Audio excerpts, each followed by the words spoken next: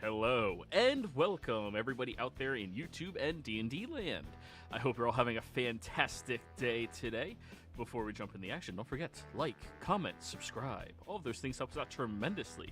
If you're interested in supporting our community a little bit further, consider becoming a member here in our YouTube channel. Memberships start at just $2 a month, and you gain access to some really cool emotes.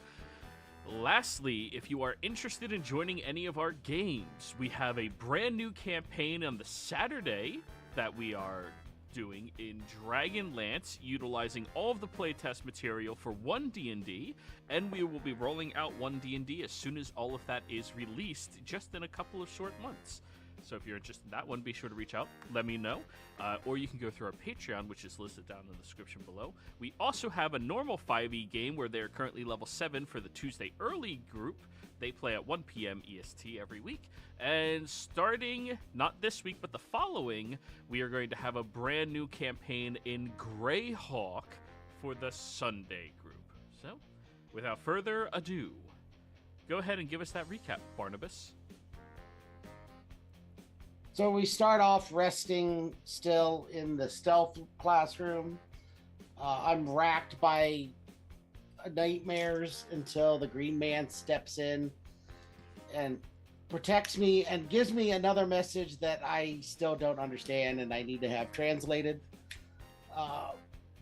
Then we're all woken up by the principal, who takes us all to his office, forces everyone to eat sugar, in direct contradiction to Gildart's orders to a couple of the team members, and eventually has to call Gildart to tell him he's doing it because Renaud refuses to eat any sugar under orders. He lets us know that it seems like the Fae have been attacking the school, and that the closest portal is the one that Dresley's family controls. So he questions Dresley under a zone of truth that I cast, and Dresley passes on the fact that Dresley knows nothing about anything that may be going on with his family that relates to the school. Though we do let him know about Twiddleleaf. And I give him a cigarette that I had from Twiddleleaf for scrying, and Durin lets him know that we found a packet of his cigarettes inside the actual school grounds, or right on the top of them on the roof. He then probes Sybil's mind to find out how she knew where Ivy was at. And as soon as he's done probing her mind, the Warlock teacher shows up and tells Sybil that she can always ask for him to intervene because no one's supposed to probe her mind, evidently not even the principal. But it was a little late for that. We find out that Brandon got in trouble for his actions that night, and Dresley sets his punishment. And as we're leaving the school, we run into the counselor for the first time for most of us. And she offers us all counseling services. Nobody takes her up on it yet. And then we all decide to head to the mall to trade in a little piece of loot that we got from Ivy and investigate the arcade that is supposedly run by the Hung family. We sell the loot.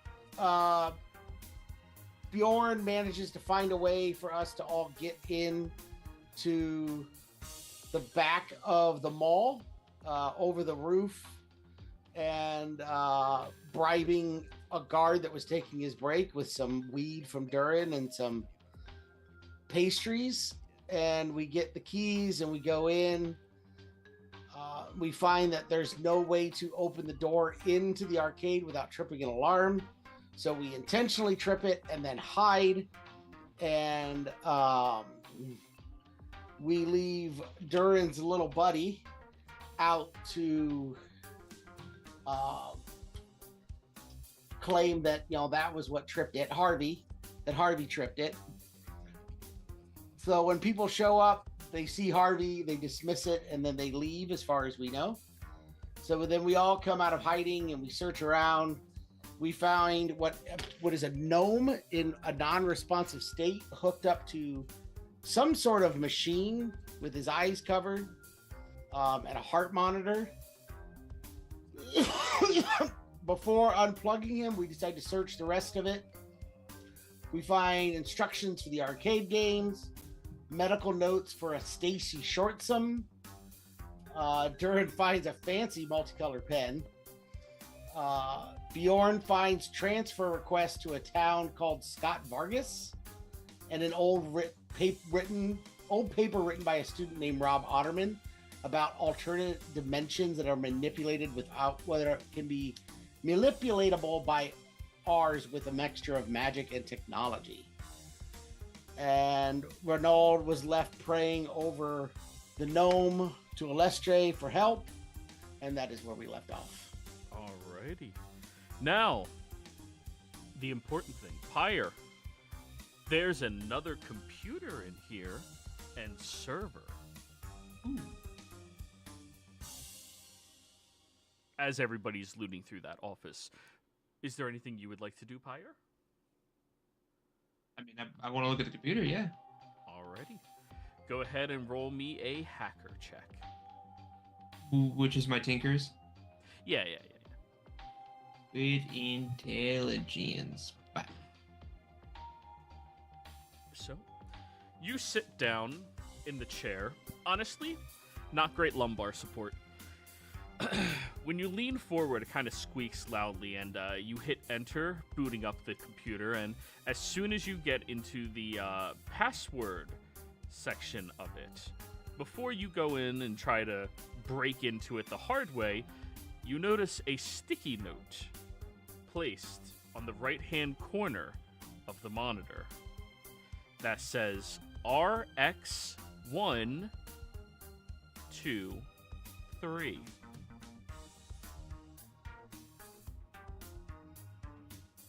I just put that in. And miraculously, you get in. And for anybody who uses a sticky note to keep tabs of your fucking passwords in this day and age. Swear to God, if that's the same one for the floppy disk. No, the floppy disk was 4.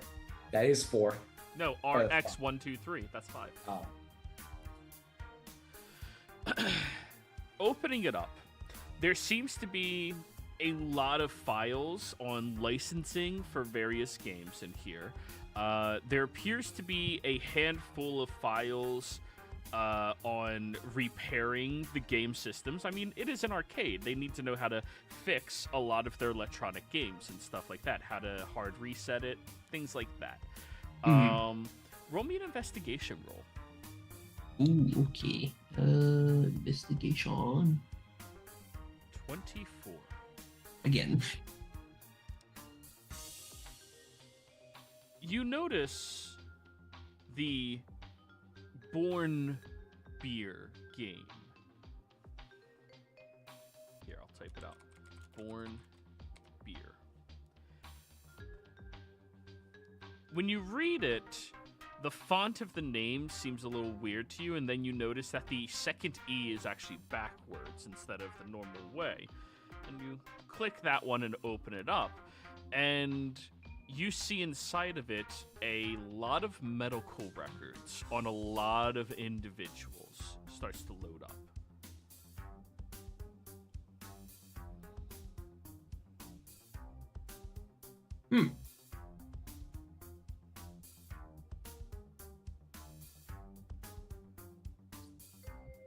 Definitely a little weird.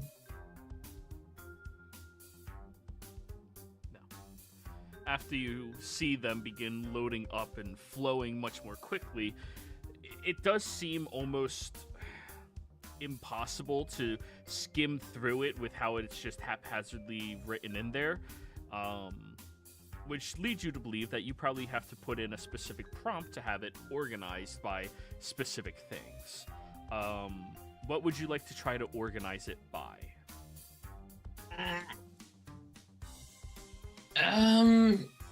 And if you would like to ask anybody in the party for help, you know, in case you're not proficient in medicine, you can ask them. I am not proficient in medicine. at all. So, hey, does anyone have a more medicinal inclination? I'm pre-med. Perfect. I need your opinion.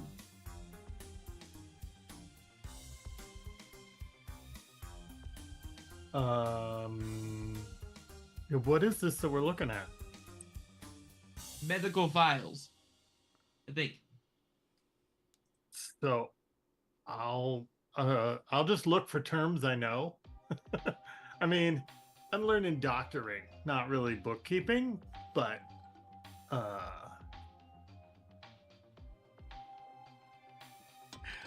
Joey, am I seeing anything that makes any sense out of whatever? Roll me a medicine check. Okay. Can I help him? Absolutely. So 20. There it is. Bjorn and Barnabas. As the two of you kind of like lean over the monitor and start skimming through, something that Pyre never would have picked up on is blood types all seem to be very, very important in the filing of each of these individuals. However, the information, the way it's currently organized, is just thrown in there. You would never be able to search through to find what you're looking for.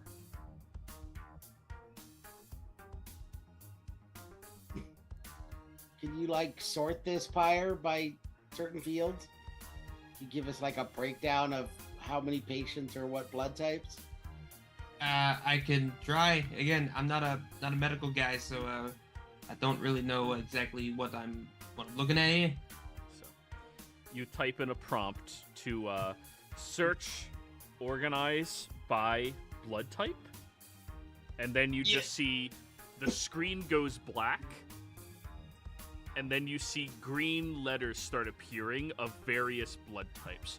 O negative, A, B, C, F, whatever they are. All of them start going all the way down. As you see that, yeah, this seems to organize it by a lot. One thing that all three of you would notice as you're peering at this is there's a marker on the end of each name for the people whose blood types are O negative.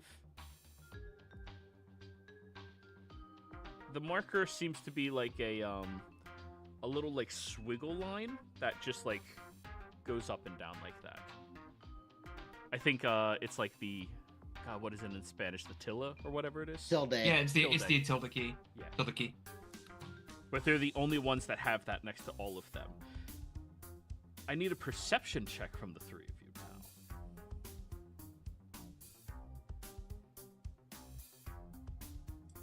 Wait.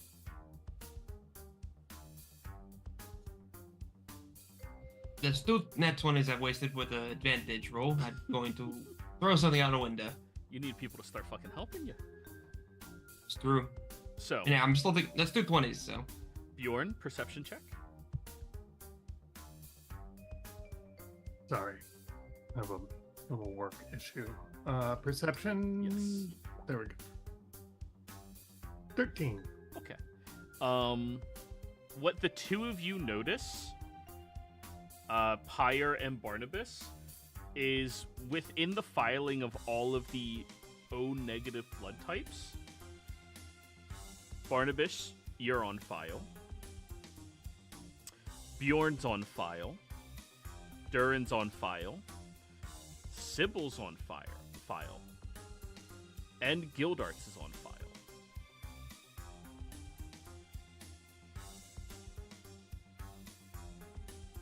Now, the two of you proficient in medicine know that O negative is one of the rarer types of blood that are out there. And the probability of all of you having the same blood type is like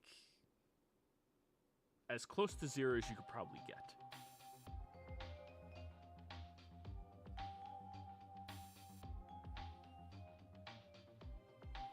They have all. Pull up one of our medical records, Pyre. I will pull up Durin's. Okay. You open up How am I doing? Durin's. Huh? How am I doing? Okay. Last checkup from Durin 2 years ago.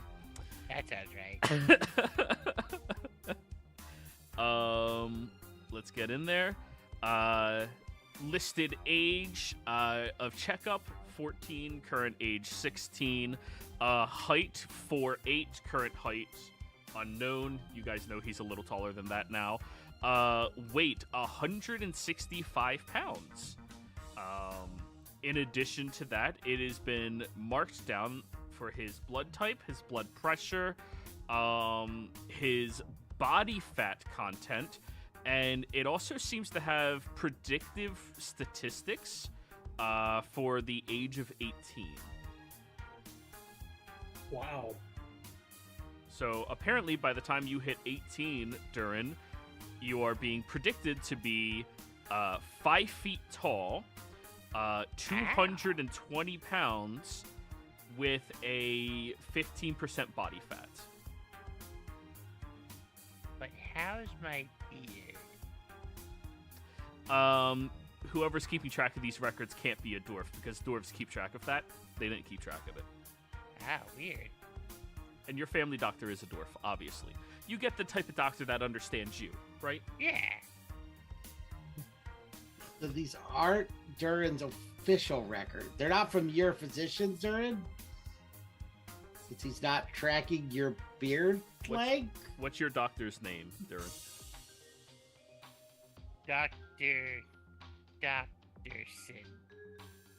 I don't know. Dr. Doctorson. Let's go with feels good. So Doctor feels good. Yeah, he's not the physician keeping track of these records.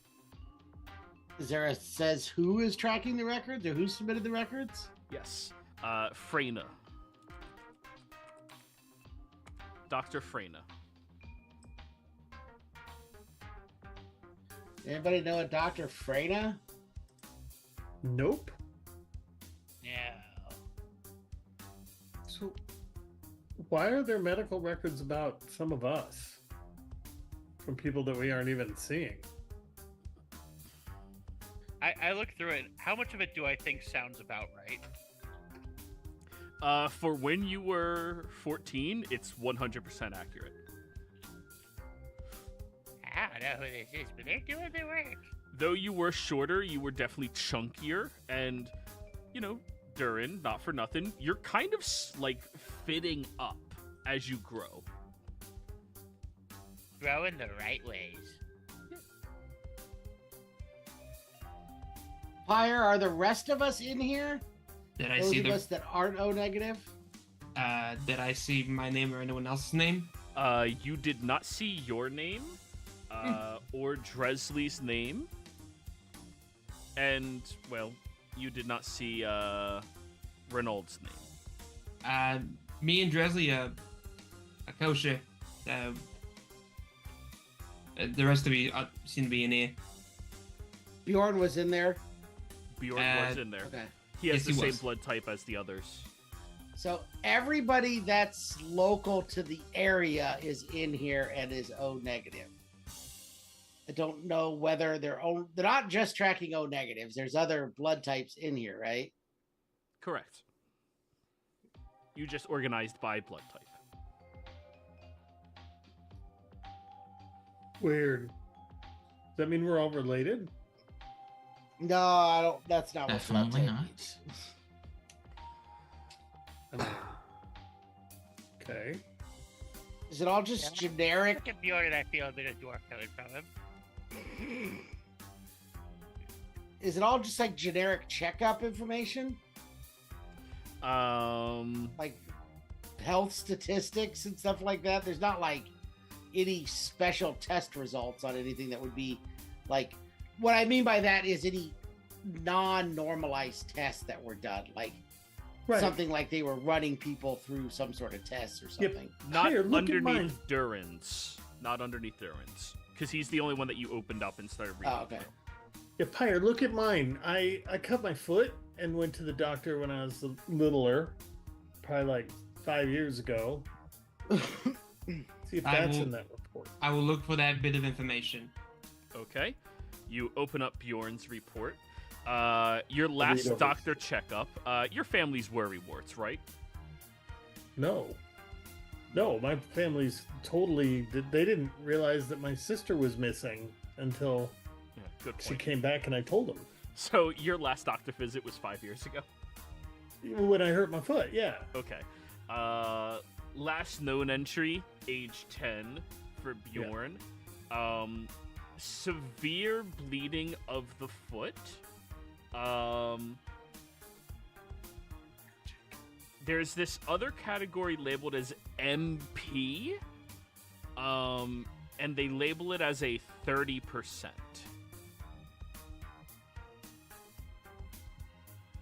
I have no idea what that means. However, it would appear that Bjorn has been 3'2" since he was 10, and he just hasn't gotten any taller. Oh, that's true. Roughly. Clearly. Well, it's a thing. All right, let's pull up mine. Okay. I do that. Now, Barnabas, you see the doctor very frequently, right? Yeah, Like yearly checkups. yeah, I'd probably have yearly checkups. Okay. You open up your file, and they list in there the known injuries you have from your last checkup when you were 15 years old. The injury from that time you broke your arm, that time that you twisted up your ankle real bad, and recovery percentages seem to be 100 on that. Accurate for the height, for the skin color, for the weight. I mean, you presume accurate. You weren't paying that much of attention. It's a doctor's office, right? But curiously, they also have labeled in yours MP 96%.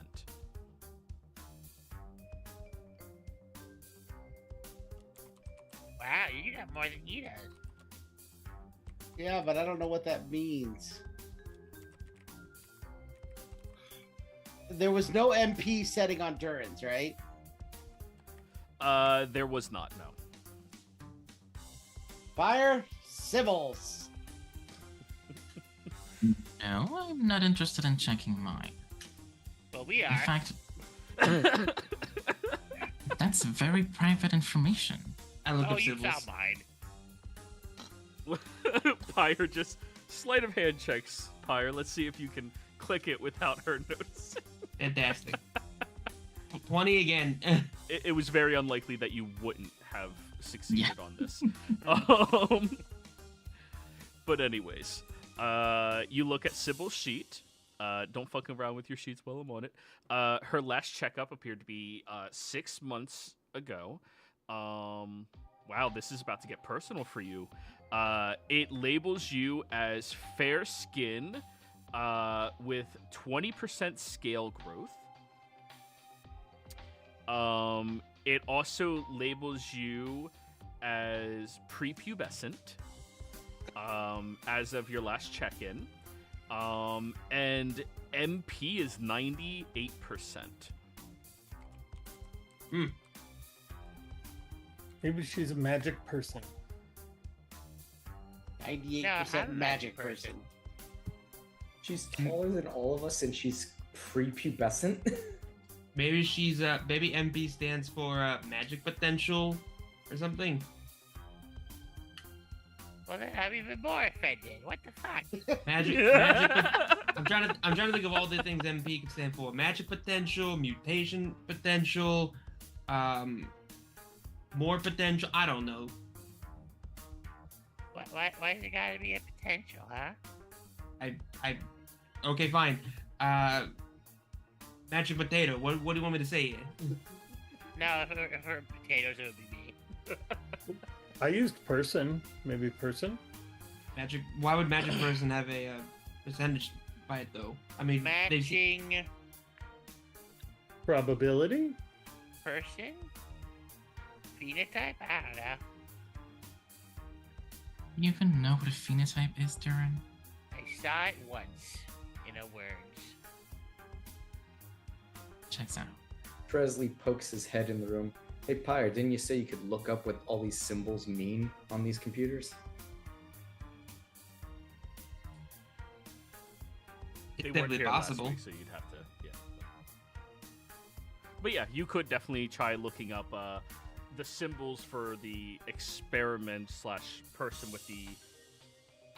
So that was my in-character way of saying, can you look up what MP stands for? That's No. what I was gonna do next. I was Don't going to you ask worry. one other quick question. Okay.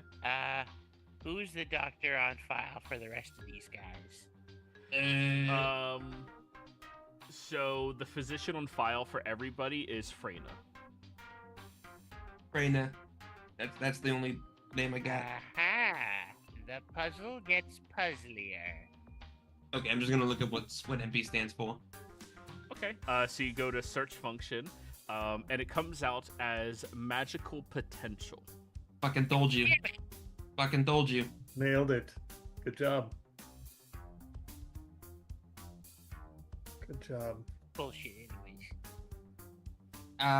All right. So these seem to be percentages to see what your magical potential for each of you are. Sybil over here seems to be the most potent. Of course. Yeah, you're also prepubescent. Sorry about that. I am 14. I know. Do you want me to print out your file? No thanks. Are you sure? What about Gildart's Pyre? What does his look like?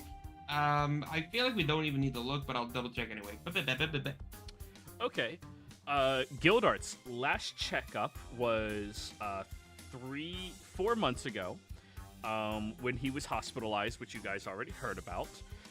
Inside of his file, it says 5 broken ribs, broken arm, fractured leg in 2 locations, broken cheekbone, and mental instability, all labeled down as his most recent injuries. And when you look at all of his old injuries, you literally have to scroll wheel down to see all of the injuries he's ever had. As you are looking at that, it labels him as 6'2". It labels him as 240 pounds. It also has him down as Category 2 experiment. Failure, false compatibility. And then for the MP portion, it's 15%. Oh, hold the fuck up. What? I'm not here.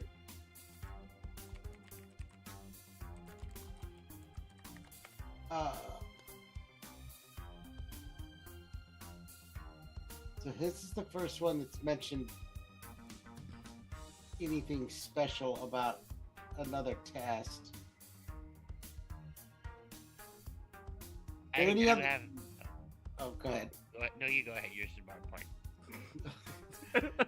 Fire, is there any other ones that are like they have referencing category, either success or failures? Actually, successes maybe first.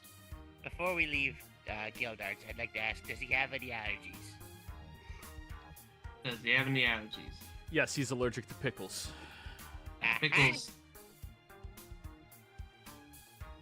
We can use that later. And how about anybody else in the party? Are any of you allergic to anything? What's a doctor? Nope. No, I'm not allergic to anything. I'm allergic to. What am I going to be allergic to? I'm allergic to pineapple. Oh, that sucks. Pineapple is so good. But yes, what did you say you wanted to search up? Other ones that mention the category tests, or though I'm looking preferably for successes since Gildart was a failure.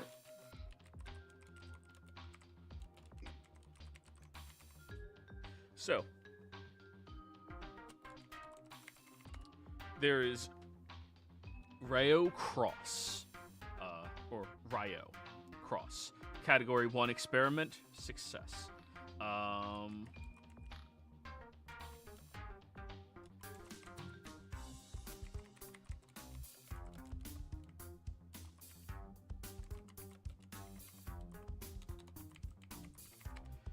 Oris Bend, Category 1 experiment, success. And I forget, did I give you guys the name of the individual in the other room? No. It's Yes. just Well, No. oh, I guess I was just assuming. Maybe we didn't. it's just a gnome, you said. From my What notes. were you assuming? I assumed that it was Stacy Shortsum, That's them. the most extensive current set of medical records that we had. Yep. The only hard copies. So Stacy Shortsum, Category 1 experiment, test.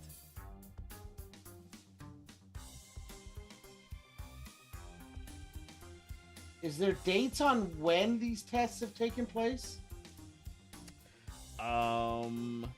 That information is not labeled. However, I need you to roll another hack check for me, please, Pyre. Okay. I feel like my luck's about to run out, boys. Sorry.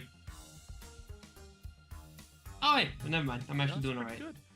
As you did the new search prompt for experiments, you did notice it tried to load more before it seemed to get stopped. Then you go in and you notice that it had a command to hide certain information if that prompt was checked. So you remove the command to hide, reload, put in experiment again, and now when it fills it all out, you get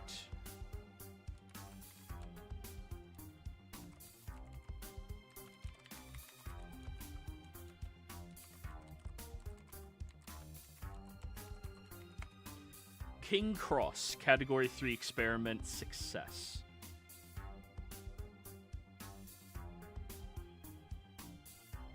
And about 15 other Category 2 experiments.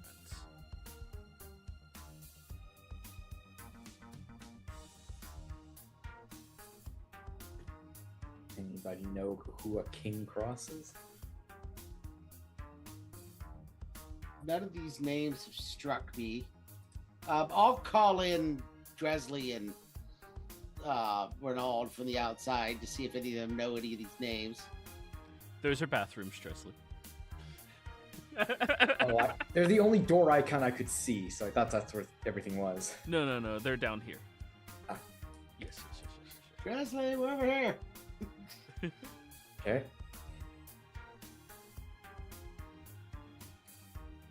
What goes on? Do you know any of these names? Roll me a history check, Dresley. Let's see if you know something. Oh no. Remembering things. My only weakness, That's my mind. strong How did suit. you know? Guidance. The 10. I know that those two are related. Cross. Yes! You do point out that the two names of Cross are probably related. And that's it. Is there any information, Pyre, on what who either of those are? Like, are they students? What are their age and race? And I'll try to see if I can see any of that info. So, Raoul Cross is 16 years old. They are human. Oris Bend is 23 years old, also human. Stacy Shortsum is 15 years old, gnomish. And King Cross is human as well, 32 years old.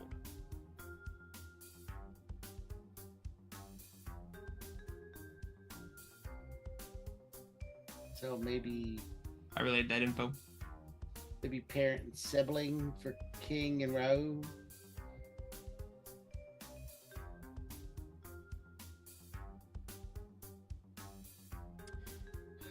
You hear a bing come from the monitor. No one uses that. And then, God, it's talking back. That's Kill funny. it. Kill it with fire. and then you look down at the bottom, and there seems to be a notification that looks like mail. Now, keep in mind, this is before email was invented or anything else, guys. There's not even internet yet. How do they get mail on it? They faxed it.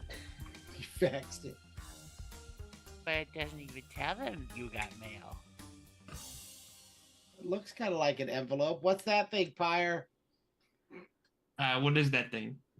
Do you click it? Can I make sure I'm not gonna trigger something?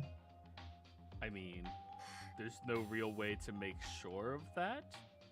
Can I run an antivirus scanner? No, just kidding.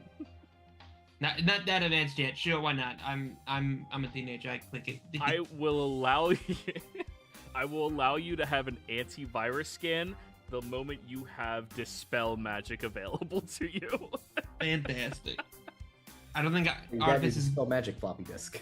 I don't think artifices get dispel magic. Though is the problem. Oh, they absolutely do, just at a much higher level. Yeah.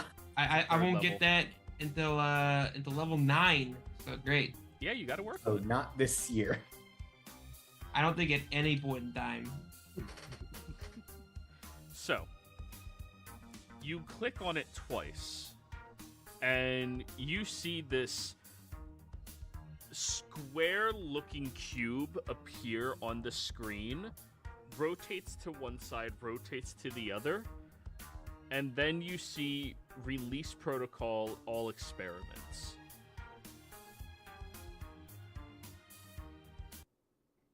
That's not ominous at all. Where is it? It's always good when the music changes, right? Now that we know that there's a record of experiments, it was a command sent. So anyway, we started blasting.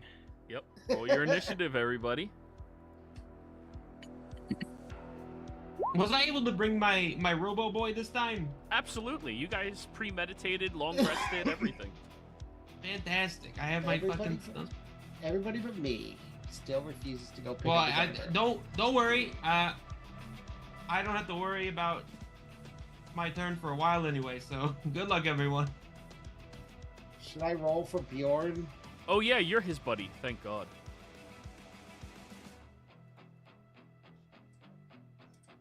I'll keep his Guess it's a good actions. I'm not in the middle of the arcade where I assume everything's waking up. Sure.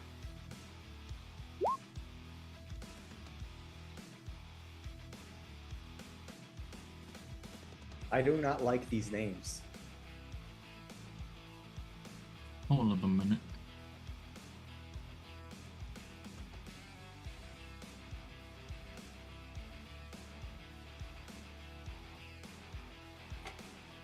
As soon as we leave here, I'm going to go get my armor back. Why have you not done that? Oh God, Because they rolled we a went- 7. We kept going Thank you, directly to Goose. other I'm places. re-rolling. We technically had a whole Worse, day worse, and we were worse, in the worse. school. We didn't have a whole. I asked when we were in the school, and it was in the gym, and we didn't. I didn't want to go in the gym where all the other students were. Fuck you, Durin. Fuck you. Oh wow, I am a god. Who knew? The god of initiative. Okay. Well, you hear or you read the prompt go across the screen, and then you all begin hearing a loud hissing sound coming from the arcade.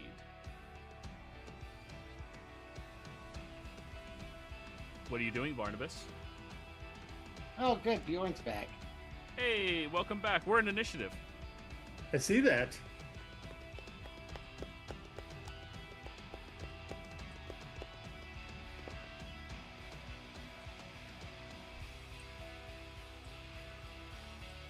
Um, Can you see them yet? I don't see anything. Yeah. You can use your action to try to perceive through all of the arcade games. If you would like. All right, I will try and look through the arcade, see if I can spot. I'll spend my whole turn trying to see if I can see anything. All right, roll me a perception check. Ooh, sweet. Just a 6, because I can't do guidance as an action as well. So Your attention gets caught on a toy that actually looks pretty cool. is this like the claw game. I thought maybe this is where you turn in tickets. Oh get, yeah, like, yeah, the yeah, stupid yeah, prizes. yeah. You see that inside of the main area, there's this clapping monkey thing, and just some remote part of your brain goes, "Huh, your baby sister would like that." I snag one. Yeah. And that's it. That's my turn. Sybil. Writing.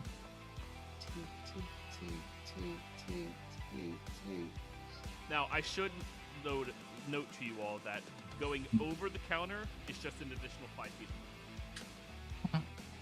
And the counter is waist high for Sybil. Almost eye height for everybody else. Damn. Other than Dresley and Barnabas. But yeah. Me and my entourage of gnomes. Anyway, I'm going to move to there. And I am going to cast Detect Thoughts. Looking for any minds that I can touch, even if I can't see them. Alright. I'll say roll me an investigation, or you choose a direction where it happens, correct? It's just within range. When you cast the spell, and as your action on each turn until the spell ends, you can focus your mind on any one creature that you can see within 30 feet of you. If the creature you choose has an intelligence of 3 or lower, or doesn't speak any language, the creature is unaffected. It's towards the end. When you cast a spell or as your action during the duration, you can search for thoughts within 30 feet of you. Okay, so search for thoughts within 30 feet of you. Investigation.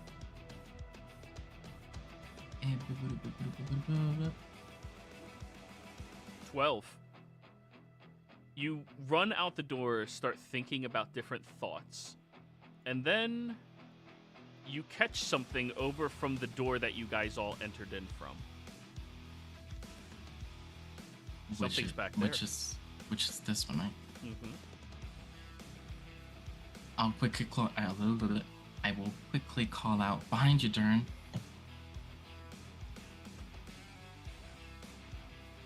Alrighty. So, from across the room, you guys begin hearing this very grotesque snapping sound of bones and maybe other things, followed by this large, huge slopping sound that slips and slams onto the floor. As that happens,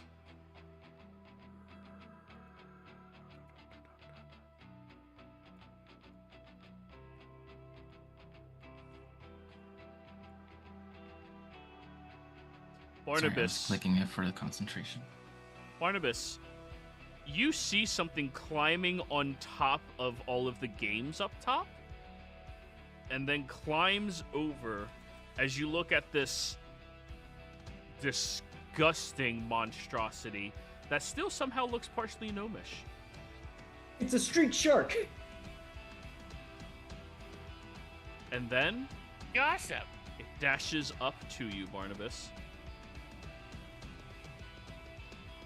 Hey, that's not necessary. Bjorn! Yep. Oof. Oh my god, it's a shark thing! So I get to here. You said it's about a 5 or 6 foot tall counter. Yeah, about 5.5. 3, 4, 5, 6, 7. So I'm gonna run all the way up to there and accost it. I'm gonna just put my sword towards it and go, Don't you dare threaten him. It turns to you. Did it growl at me? You muted out. You couldn't hear that? No. That was loud as shit. Oh. That's why we couldn't Maybe hear it. bells. Your mic does the thing. Did you hear that? Nope. Nope. It growls at you. Kind of a Okay. high-pitched growl, though. All right. Well, then if it's growling at me and it seems threatening, I go ahead and attack it. Okay. 12. A 12 will miss. You go to strike against the creature, and your sword kind of stabs into very thick, blubbery hide. Oof. Boom. Okay. It's blubbery. But that's it for me. Durin. Okay, I think Sybil said that there was something near me. Yep. Behind So you. I'm gonna look and see if there's something near me. All right, that'll be your action. Roll me an investigation roll. Uh-oh. Hey! Wow, good job. Mm-mm. Affixed to the wall is this very strange looking humanoid-esque, fish-esque individual who seems to have adapted their body to naturally blend into the colors of the wall.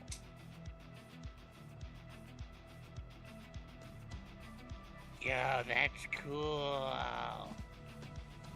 Also probably bad for me. So that was your action. Bonus action? Yeah. Any bonus actions that I want to do?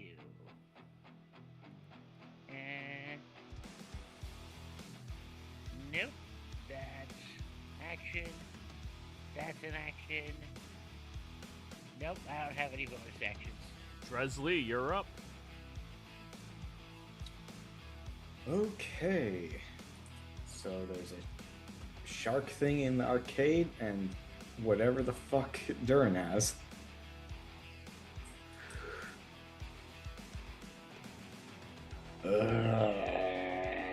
Bjorn's already fighting the shark. They're fine. 10, 15.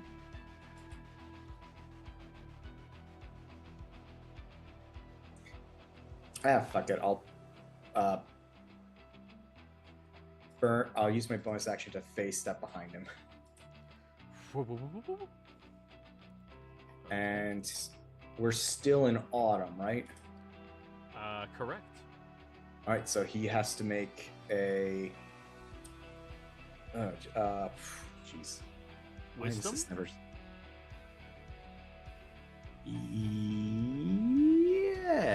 Yes, wisdom saving throw. 7. He failed. He's charmed by me for the next minute. And what does your charm effect mean? I'll just roll the ability. It just says charmed.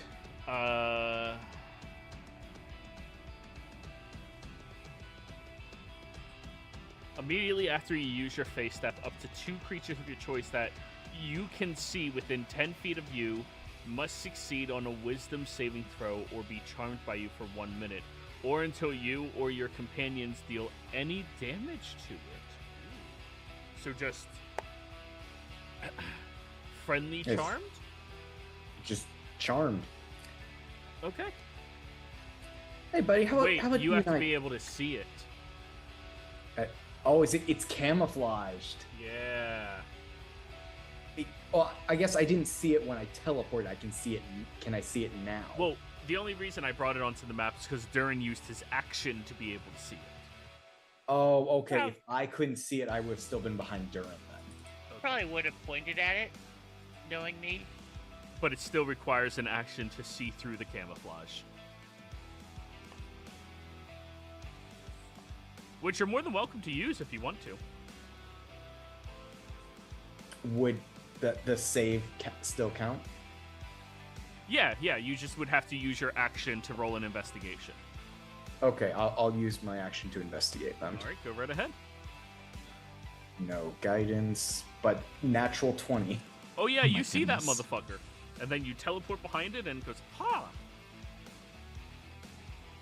Yeah, buddy, how about you come down off that wall so we can talk? And it like slicks off the wall. It's a disgusting, like, slimy Velcro-y sound as it slicks off as well. All done? Hey, that's my turn.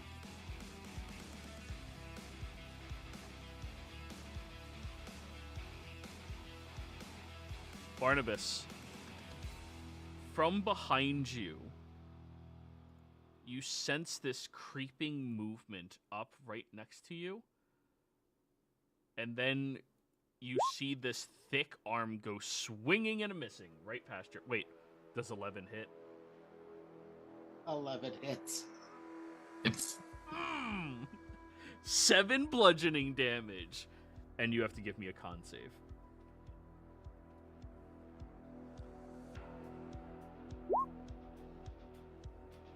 11. Oh no. You are now poisoned for 1 minute. Oh no! At the end of each of your turns, you can repeat the save, taking 3 poison damage on a failure or ending the effects on yourself on a success. But you are under the poison condition, so disadvantage on all ability checks and attack rolls. Alright. No poison yet, though. Wait a second. Earth Ganassis don't have advantage against poison, do they? Nope. What's the point? Anyways. They don't. Earth Genasi's actually There don't isn't get a whole one. lot. I actually Genasi's played a don't fairly get a weak lot. race and a fairly weak subclass with this character. Spell, a language, and I think a movement. Damn. Yeah, but like the water and wind ones and fire ones get like pretty good ones. Yeah, what are you talking about? I'm resistant to fire damage. I get some fire spells. Pretty You rad. would figure Earth is like resistant to poison, right? Earth gets move across difficult terrain as walking at full walking speed. That's what. I mean, that does have some relevance, but yeah, okay. Yeah. I'm surprised they don't get remove poison as a spell later. The last one runs up to you, Bjorn. 24 to hit. Oh, yeah. 7 bludgeoning and con save. Damn.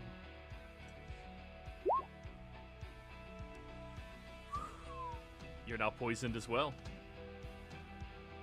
And the last one is still invisible, but the two of you see it because you saw through its camouflage ability. But it just kind of sits there. Wait, it's charmed by you. What did you say to it on your turn? I said, "Why don't you come down here and let's talk about something." So he's off the wall. Oh yeah, he slicks down, looks over at you when you say that, nods and goes, "Yeah, definitely, in 1 minute." And then he goes to strike out against Durin. Hey, that ouched. That's 7 bludgeoning, con save. Remember, you have advantage. Poisoned. Next up, Hey, dick move. Pyre. Oh, shit. Where would my Robo Buddy be? I assume it's always right next to you. When it comes to summons or anything like that, it's 100% your responsibility to put them on the map, have them do whatever you're going to do. Oh, here. Yeah. I wasn't here. To be fair, I wasn't here last week, so. No, you're good. He should not have that much health. No, I'll figure. One? No, he should have 21 actually. I don't know why that is like that. There we go. Because the token's not set to HP. That is a little weird. Set Mind to you, HP. I forgot to mention, this robot is definitely like in like a karate gi, and on the front it says the karate gnome. Well, all right, that's your decision. I'm gonna be honest, I thought you were about to say you made a Pokemon because you described a Pokemon. Nah, jokes aside, I don't know exactly what it looks like. I did have the idea of making like a Karate Kid thing, but I'm not sure anymore, so we'll figure something out. Right now, it's just a normal looking. I don't. No, it's humanoid. It's bipedal. Okay. It's a nondescript robot. Yeah, I'll figure out the description later. Generic just know, 80s robot. Got it. yeah, beep boop. And it fantastic. takes its turn at the end of your turn just to make everything easy. Yeah, I need to make a bonus action to do it. Also, why is this force empowered Ren should have this whole sheet's all messed up? What in the hell? I don't know. I'll figure it out. Okay, cool. I'm gonna move right here, and I'll. The moment it attacks, it is no longer camouflaged. Okay, fantastic. I will bring up my like crossbow, bing bang boom. I will aim a shot. Okay.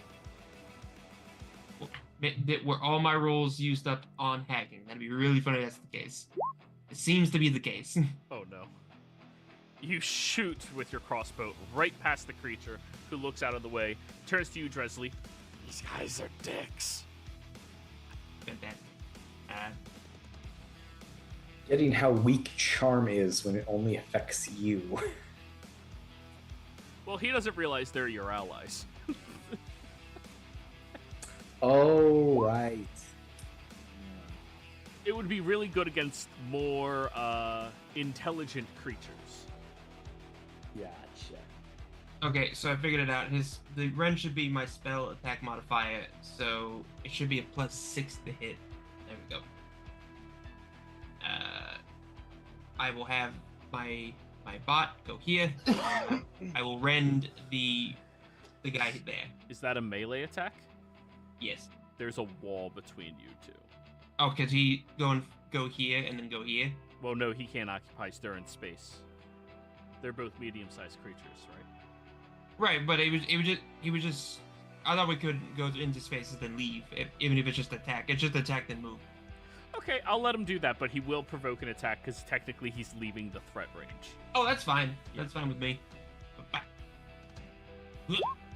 12. 12 misses. Damn it. Okay. All right. I mean, I'm fine with it though. It's using this reaction. That misses. Honestly, comparatively, that's probably getting poisoned is probably the best thing because my boy can't get poisoned at all. Barnabas. I am going to Sacred Flame the one above me, the one that attacked me. The experiment? Yeah. All right, dex save. Oh no. These ones are at least good at it. Alright. It's gonna be that day again. I'm done. Actually, I'll bonus action. Oh wait. They poison damage. What was the damage type last time? It was bludgeoning for the hit, but now you're poisoned. Alright, I'll Blade Ward myself as my bonus action. Awesome. End of your turn, you have to give me a con save. 16. You're no longer poisoned. Yay! Sybil. Okay.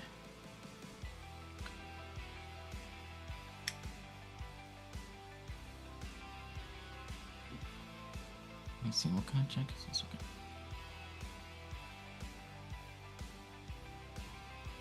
Okay, I am going to cast Cause Fear on both of the poison boys. Out here? Yes, this one's here.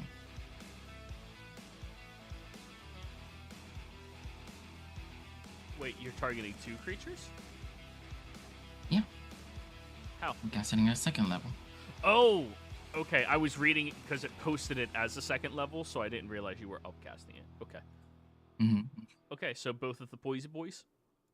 Yeah. Alright, what save is Well, that? Wisdom. Alright, this is top one. This is bottom one. They both fail. They look over at you and just start screaming. They are now under the fear condition. Mm-hmm. Not good against wisdom. And that'll be my turn. That's a screaming symbol. That's a screaming symbol. Hell yeah. All right. The Krasis begins muddling something under its breath. Barnabas, Bjorn, languages? Sylvan. Or common. Common, halfling, primordial. None of those, unfortunately. This is going after you, Barnabas. Yeah. For 8 piercing damage. But Blade Ward, keep in mind. At 4. Then 13 after you, Bjorn. Which I assume misses.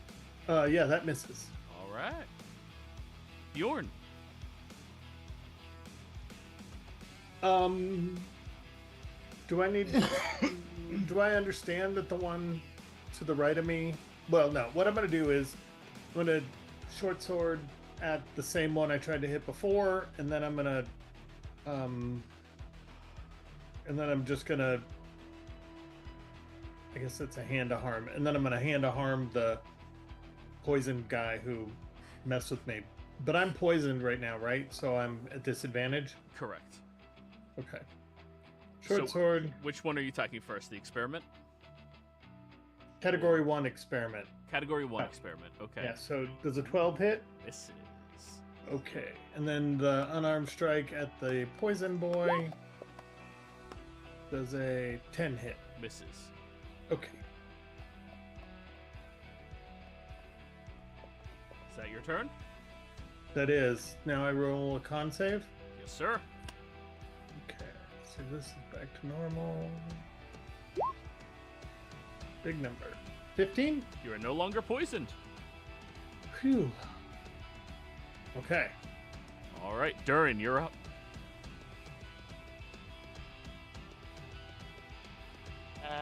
I am going to hit this dickhead in the head. Yep.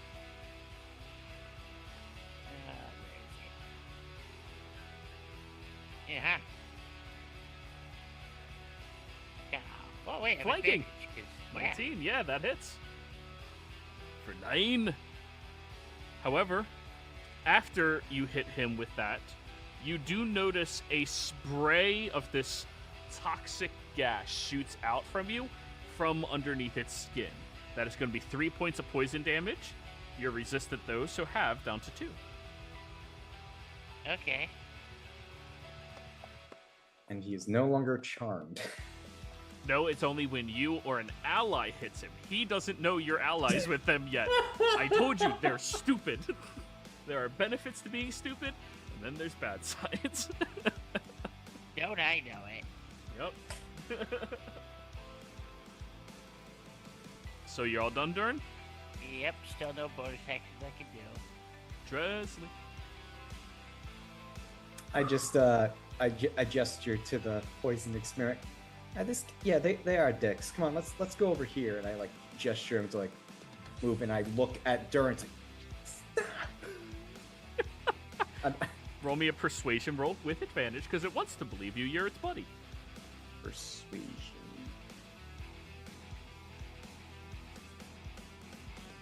With no guidance. Yeah. That's a 10. 10. I'm sorry. He's gonna hit me. It's just. Here I am.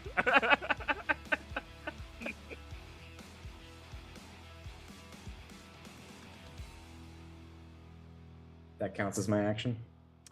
Nah.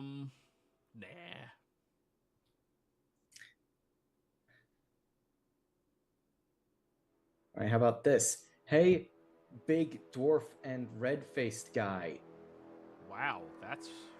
leave. And I will use my action to try to get my allies to leave, because that helped everyone else. Because this is not a threat. Okay. You can plead. They'll make their decision, but you can plead. Nah, he's a dickhead. The question is, all right, so do either of you look like you're trying to leave? Pyre, and Durin. I just look more confused on what he's trying to do. I'm not gonna. If he's trying to convince him to walk off, I won't do anything. I mean, Durin. I'm just gonna hit him again. Okay, he's gonna hit you again then. 9 misses. No, he's bad. They told me. Alright, so that's his action, trying to hit you. This guy here is going after you, Bjorn. 21 to hit. Yeah. 7 bludgeoning and con save.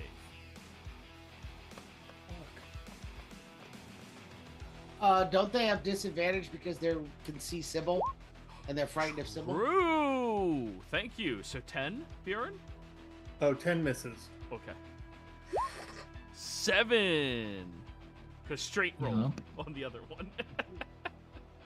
Nice. Too Fear is scared. good. This one's going to move over here trying to hide behind Barnabas. Hey. Yeah. Pyre. I mean, they so- need to do wisdom saving throws. Oh, again. Yeah, at the end. 6. Nope. 11. Nope. Yeah. Both fail. All right, so I mean, like this dude just attacked, so I'm gonna have to attack. Right? Like, did It's your I'm- decision. I'm just very confused on what Jesse's trying to do.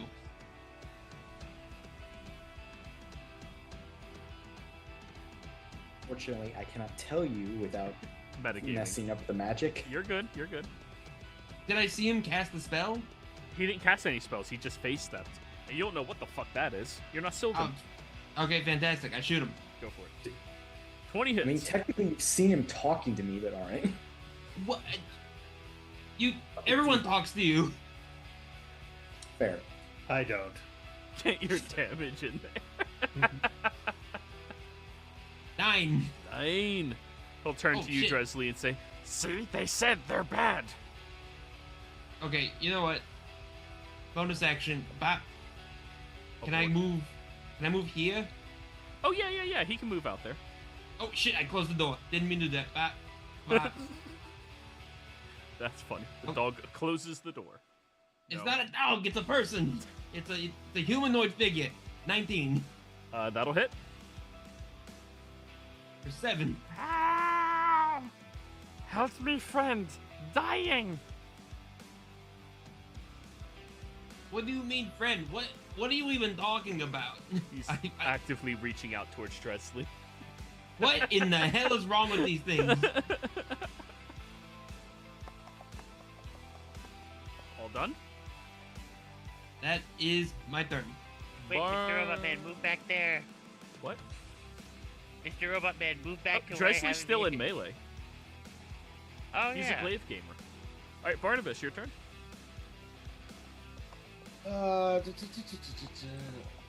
Actually, shut that. Alright. I'm gonna grab a bunch of rubber bouncy balls from the toys display, and I'm gonna cast Magic Stone on them. Hell yeah. I'm just gonna throw one at the Category 1 experiment. Go for it. This is a range spell attack? Yeah, so it's disadvantage. Okay. But it's better than me letting you roll a save against my spells. Fair enough. No, it's not. No, it isn't. All right. Spoke That's too my turn. soon. Do I need to do a deflect missiles? No, I'm not a good enough shot to actually hit anybody, so I wouldn't worry about it. Okay. Past everyone. Alrighty. That's the end of your turn? Yeah. And you're not poisoned, right? Nope. Alright, next up we have Sybil. Ooh, They seem pretty scared of you still. yeah. Which one is? Okay, I am going to Mind Sliver. This one, the far one. Let's go. That's intelligence save? Yeah. Oh, never mind. Okay. That'll be my turn now. Category 1 experiments. This one here, it's going to do the same thing it did last turn. where it's going to try to bite you, Barnabas. 12. That's a hit. 8 piercing. And then it's going to try to claw at you, Bjorn. 19. That hits. 7 slashing. Bjorn. Yep. Same combo package as last time. Sword for 12, misses. And then try and kick the other guy to get him away from me. 23. That hits. All right. However, 7. upon hitting him, you will suffer 3 points of poison damage. Lovely. Ouch. Ouch, that hurt my foot. All right, I'm done. Durin. Alrighty. Well, you know what I'm doing here. Go for it. Hit!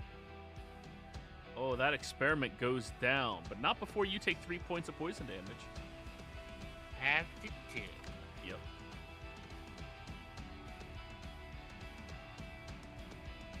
Anyways, what were you talking about there, Driss? I was trying to take it alive, but okay. Oh.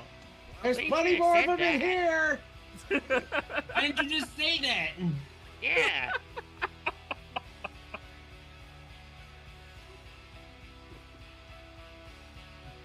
I'm gonna go that way. This is the perfect trio to have trusted to take out one guy.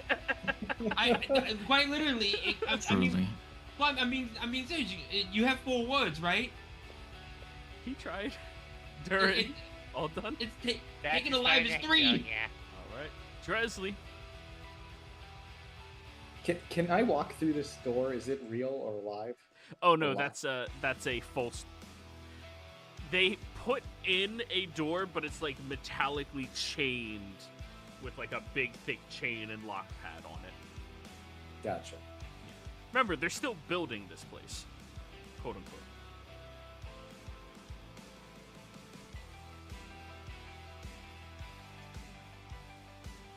Can I see through it, or is it a solid door? If you lean against it, you can get like a crack to peer through. Okay, I'll bonus action face up 30 feet to wherever I can see, I guess. You can barely see right there, so that's 10, 20 before you would hit the, claw machine. Gotcha. Okay. 10. Oh, hey, guys. 18, 20, 25. Yep. Smack. With advantage. Yep. That hits. That's a 5. Really? Wow. And you do notice that the spray of poison off of its body seems to stick to a close 5-foot proximity of it. Alright, that's my turn. Poison boys. Alright. This one here is going to attack you, Bjorn. Great. That bad touch. 13. I'm Sorry, no. 11. Neither. The other one is going to hit you, Barnabas. Straight roll for 11. Hit. That's 7 bludgeoning. Con save. I'm unconscious. Oh, never mind. No con save. Actually, no. Con save is even more important then. You're good. 19. Alright, that's the 2 poisons. Pyre. Well, everyone here is no longer here, so I'm going to here. Oh, we have more people. Bap, bap, bap. Use my bonus for my boy to. Oh, you can't land there. That's where Durin is. What? On my screen, Durin's not there. Oh, what? Now he's there. What the He's there. hell? Weird system. Okay, I'm just gonna have my boy here. He's gonna be behind me. I'll try to fire a shot at. I guess that one. Go for it. Oh, now I'm really better. Oh yeah, that hits. Now they're coming back. 9 again. 9. I make a little target, little circle with my ears to aim through. There you go. Perfect. Boom. Perfect. And then all my little lad behind me can do is defend. Barnabas, give us that. Oh, dex yeah. save. Let's make sure the whispers are actually working before I roll it. Yes. All right. Okay. Please mark that down. Yep. All right, Sybil. First I need the wisdom saves from the poison boys. Thank you for reminding me. Nope. Nope. Nah, they're so scared of you. So scared. I'm going to mind sliver this one. Go for it. Int save. Sir. 6. Nope. So Takes that'll 3 be psychic, 3 psychic. and its next save will have a 1d4 penalty. Nice. That'll. I'm gonna move you. Okay. The Krasai is going to wallow out something.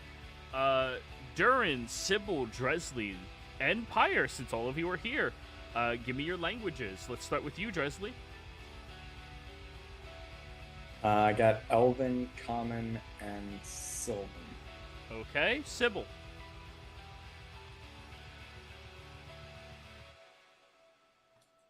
Okay, Durin. Abyssal, Common, Druidic, and Dwarvish.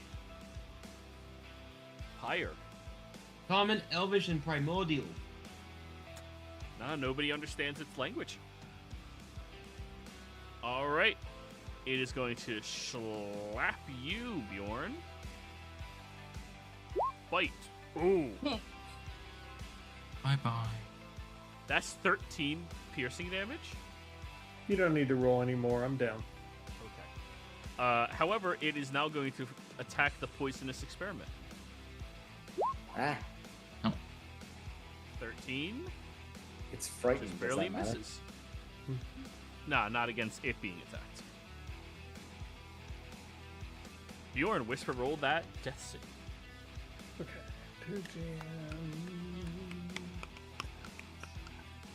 Nope, that wasn't whispered. Yeah, it was. Yeah, it was. Please mark that down. Oh, there we go. Yep. Durin. And just so I remember, it's above 10 is a save, 10 below and above 10 is failure. success. 9 and below 10 and is- above is success? 10 and above are a success. Okay. 9 and below are a failure. Got it. Okay. If you crit, you come back once. And if you bad crit, that's 2 failures. Wah, wah. All right, you're up, Durin. I think I am going to use Produce Flame. Okay. And On. produce a flame that I will hit at this guy. Do it. I know. It misses. All done? Still no bonus actions. Dresley, your turn. Dresley's not. Dresley's having flashbacks here. Bonus action is going to cast Searing Smite. Nice. I'm gonna slash at the poison one in front of me. Go for it. Normal attack roll.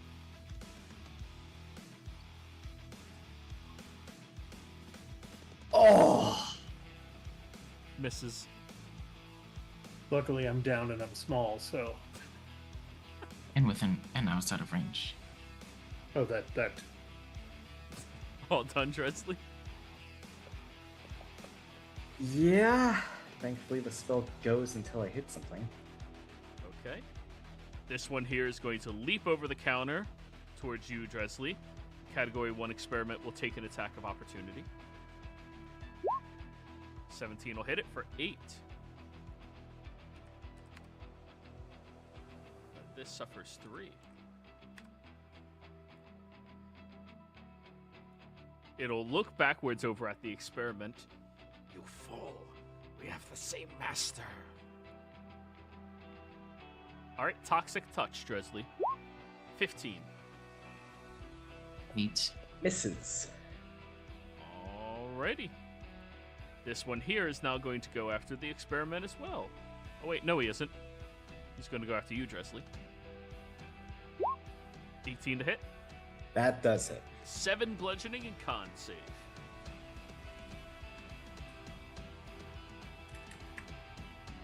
A con.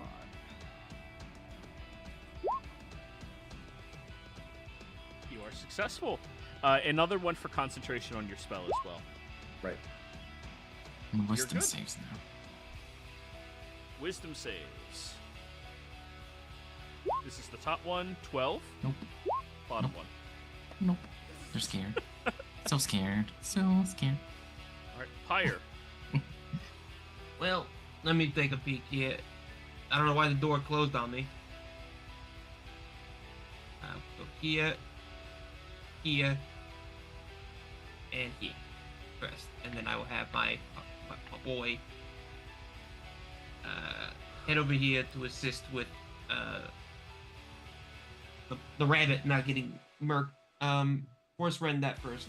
Just get that out of the way. Damn it. Wait, flanking. Wait, Oh, who was he yeah. hitting? The category 1 or the experiment or the poisonous? This one, so it wouldn't have missed. Oh, you have to take your turn first, by the way. Oh, fair. It always takes its turn at the end of your turn. So I mean, I'll keep the roll. It's only Yeah. fair. Yeah, and then I'll buy it this one with myself then. But That'll hit. 7. It's dead. I don't even have to use any of my spells. This is great. All done, Pyre? Yeah. Barnabas. Good action. Okay. Please mark that down. Sybil. I'm going to mind sliver this poisonous experiment. 16. Yup. And I'm going to stay where I am. Alrighty. This one is going to... That's an inanimate object, correct? Technically, Well, it's an animate object. Yeah, got no soul if that's what it's looking for. that's what it's looking for. Okay. It's going to run over here. It's going to bite the experiment. 10 misses. And then claw Dresley. 9 misses. Bjorn, please roll me your death save.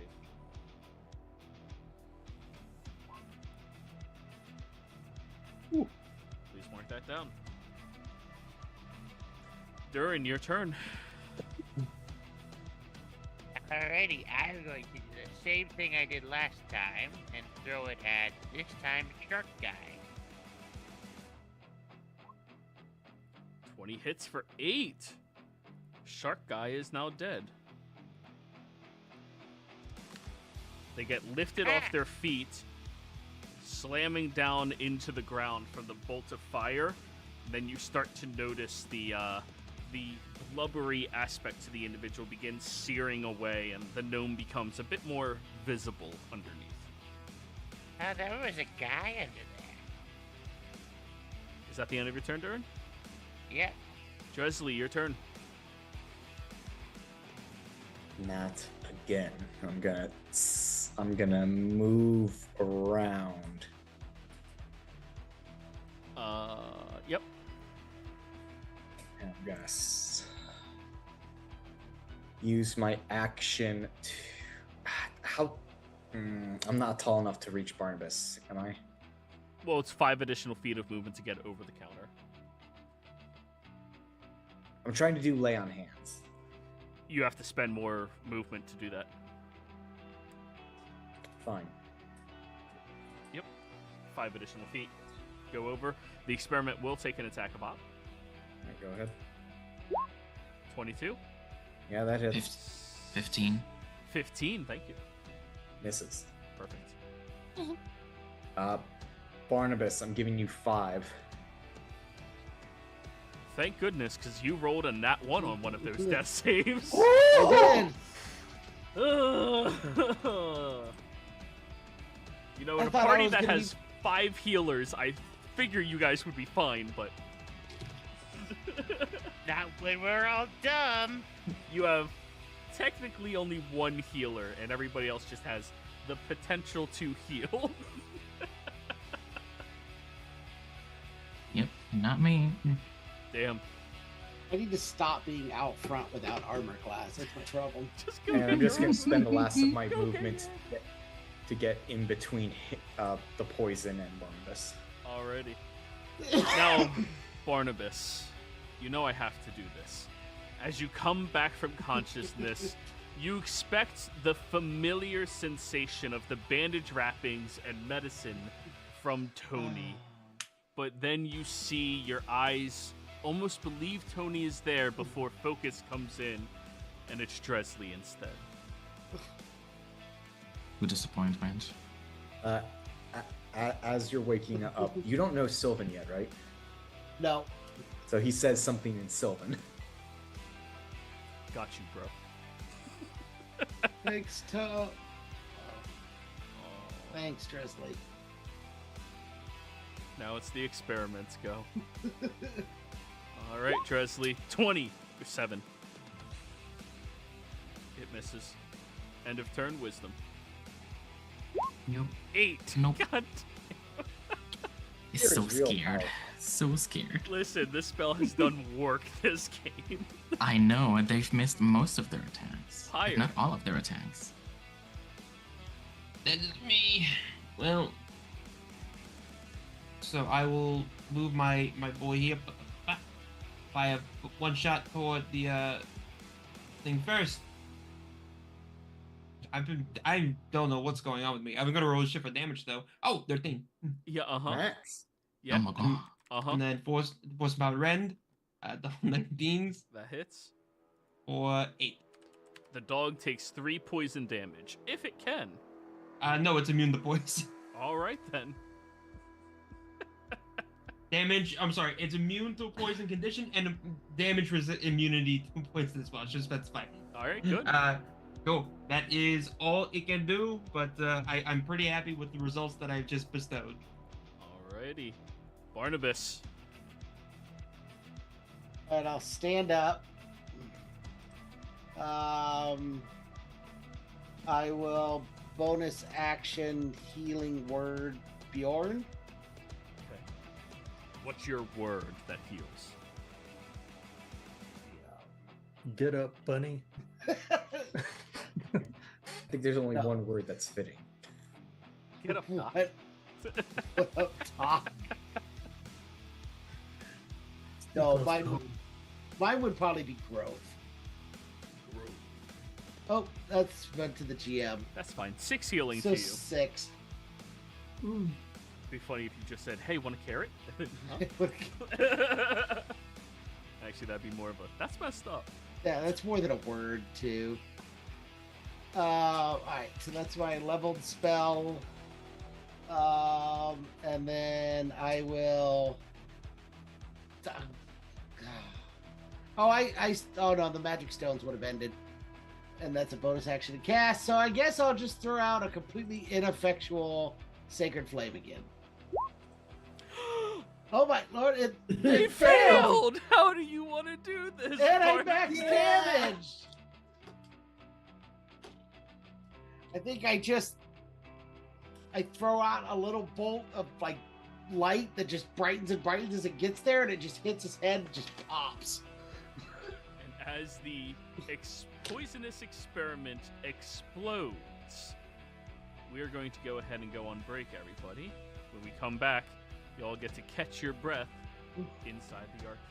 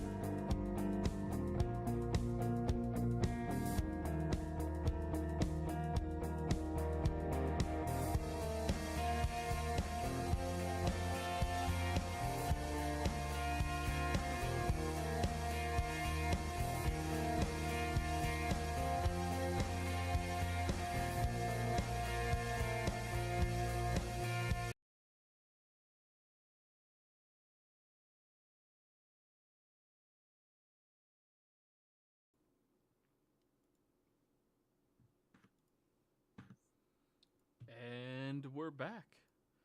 And also, for the first time in what feels like forever, we actually have all the players in the game together. Good job. We're all in this together.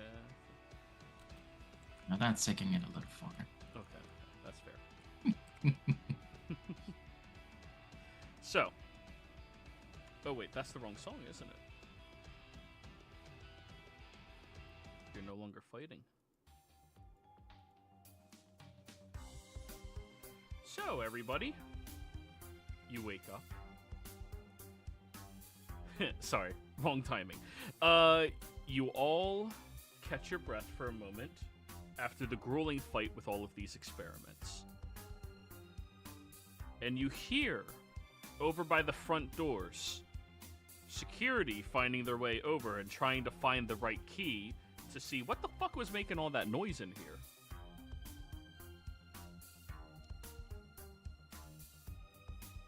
Come on, let's run.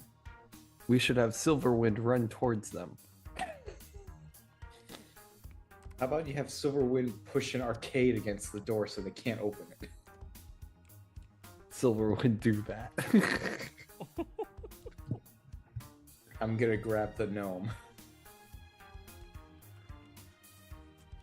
So you're gonna be walking around with a gnome body? We have are they dead? Uh-huh. Or... Alright, then I'm putting them in the haversack.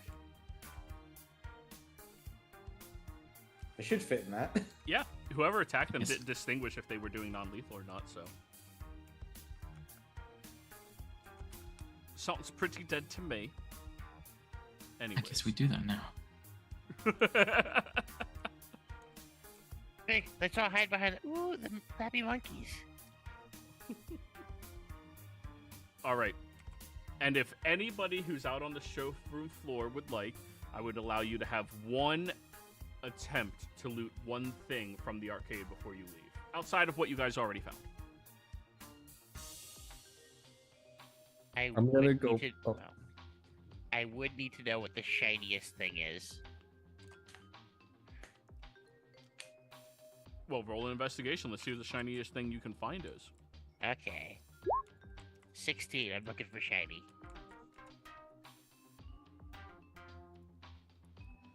So, looking inside, they seem to have this short sword in the display case. 1 million tickets to win, and it seems to have lights imbued into it. Oh, I want it.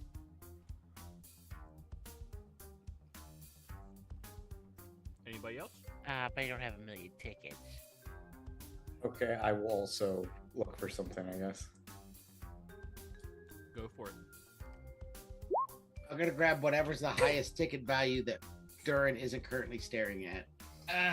Okay, with that 3, I'll bash open the case for Durin so he can get the sword. And a very loud alarm goes off. Oh, great. Oh, fuck. As if we didn't have enough eyes on us to begin with. I'm gonna take a quick glance around before I skedaddle. I don't see anything. I'm just gonna leave. I got my short sword, so I'm good. You know what? Just because he did that, I'm going to turn into Dressley.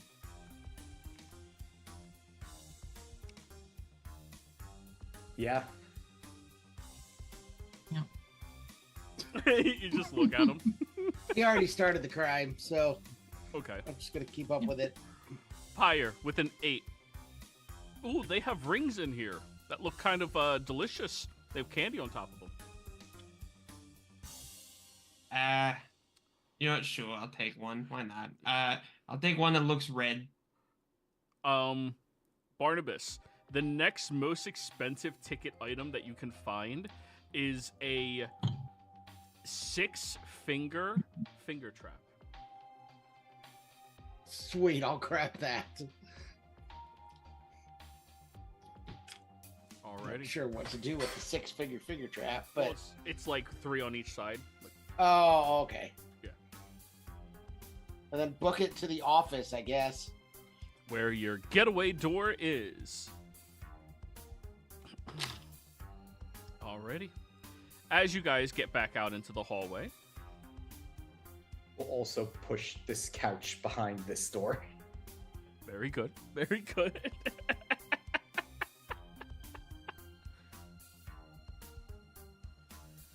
So, you guys escape back through the back room area, back up the stairs to the roof, where you can hear over the radio from the old man who is seated up there. You hear somebody saying, "Hey, we have a break-in in the new arcade. We need help." Oh, fuck. And he starts putting out his joint before turning and looking at all of you guys. No. That's some strong pot, huh? You should go in. He sees two Dresleys. Yeah, you're seeing a whole bunch of school children. We're not even here. And a lizard. I'm going to give him a wisdom save. He'll have a +1 because he is a mall cop. Wouldn't that be a -1? No. See, they actually do their jobs very well. They just don't have a lot to do. Anyways, he just stares at all of you and then just goes running to head out towards the arcade. You know he knows something's up. They got bigger problems. Not that there are several bodies in that arcade. True. Formed bodies at that.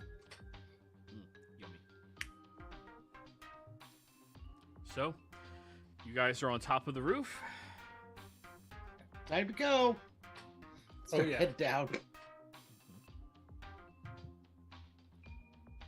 Head down and away from the mall for blocks before we circle towards somewhere where we can meet up with Jeeves or however we get back. Okay. Jeeves will follow you guys from afar to eventually catch up to you.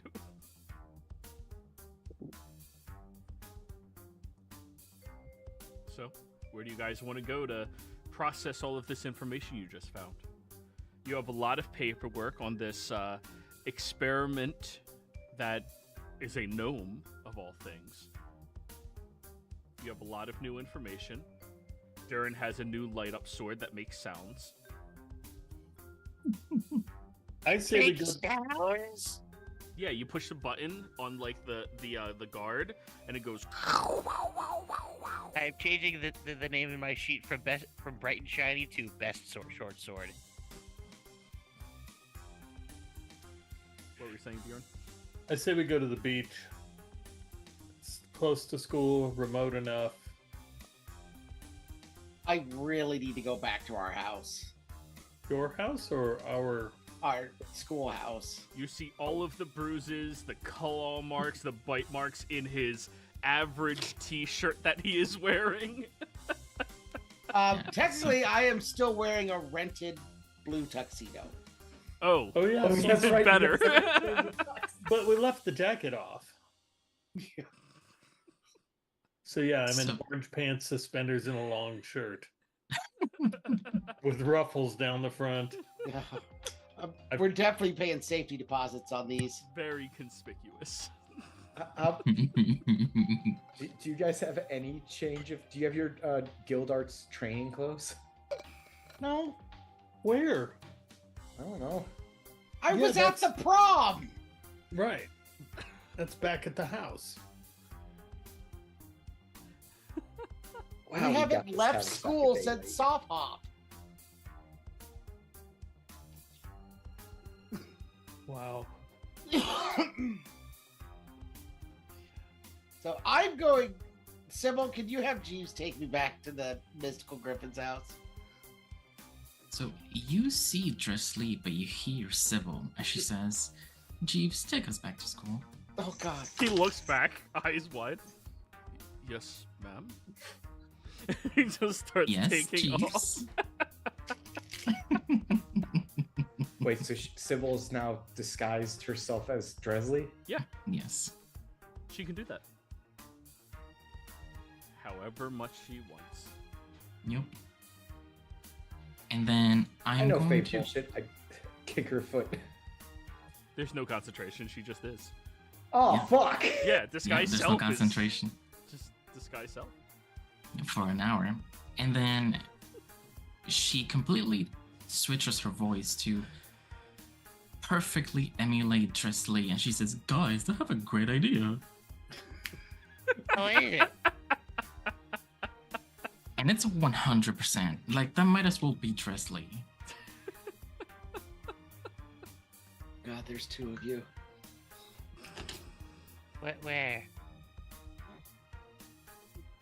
Just gonna point at the two Dresleys. Oh, I thought that was just me. Anywho. You get over to the Mystical Griffins. As soon as you pull up out front of the school and then walk over into the building, you do see that there's a very, very large number of the Griffins currently inside of the frontal lounge area. A lot more than you've seen other than on initiation night when they threw the major party for the three of you. More than then? Wow. No, you haven't seen this many since then. Oh. It seems like all of them. Who died? Oni did. That's why we're all in here? Where? Was Tony a mystical griffin? Oh, for the love of... Yes, Bjorn. Oh, sorry, wrong. Huh. Everybody collectively face palms. I know that. Oh, go ahead. I will end disguise self. So we're like one Dresley now. So all of the students are currently sitting down, drinking some type of liquids from their red solo cups, and a few of them kind of like walk up to you guys, and they start doing, honestly, what is the most horrible thing about experiencing a tragedy. They start solely focusing on the three of you. Hey, how are you guys? Are you all right? Hey, what? Can you tell me what happened? And, oh man, if you need anything, don't be afraid to stop by. Here, I have a casserole. My mom made it, and just nonstop, all of them are doing this to all of you. I'm really hungry. This casserole will be put to good use. Thank you. I just pass it back to Durin, knowing his hands are already probably up. I need to go get cleaned up, and Barnabas just leaves.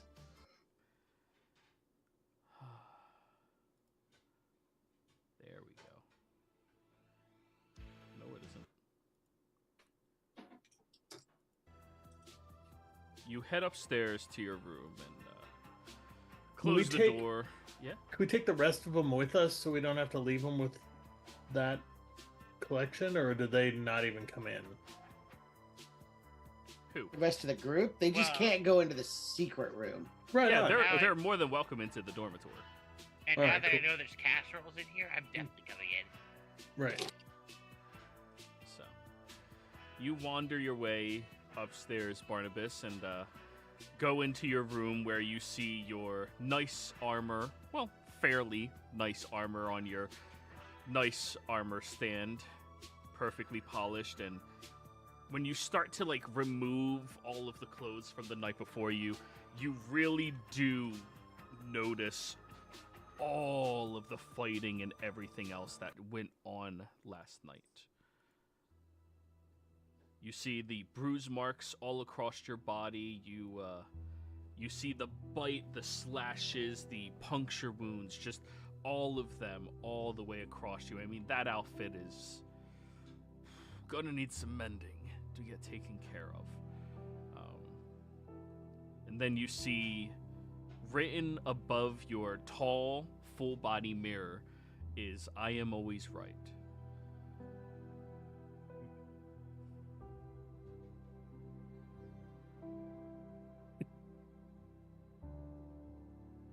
Do we all see that? Like, is this his little... You and him share a room. This is Yeah, his- we do. Yeah, you and him share a room. So do I see his little quote that he's put on top of his mirror, or is that something only he sees?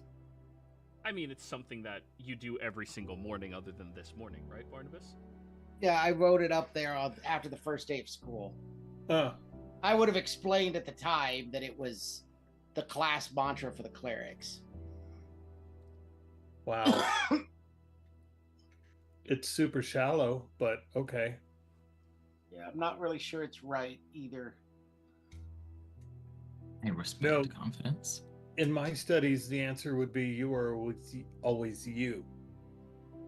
So that's not true, but, well, again, I don't know. Depends on what you're reading. I'm reading this, The Enlightenment of Self. So, according to this, you are always you, and that's how I work, so. That's not how it works for us clerics. It's not supposed to be about who we are. It's supposed to be about who our God is. And we are their instrument on the world. Both can be true. You can always be right, but you're always still you.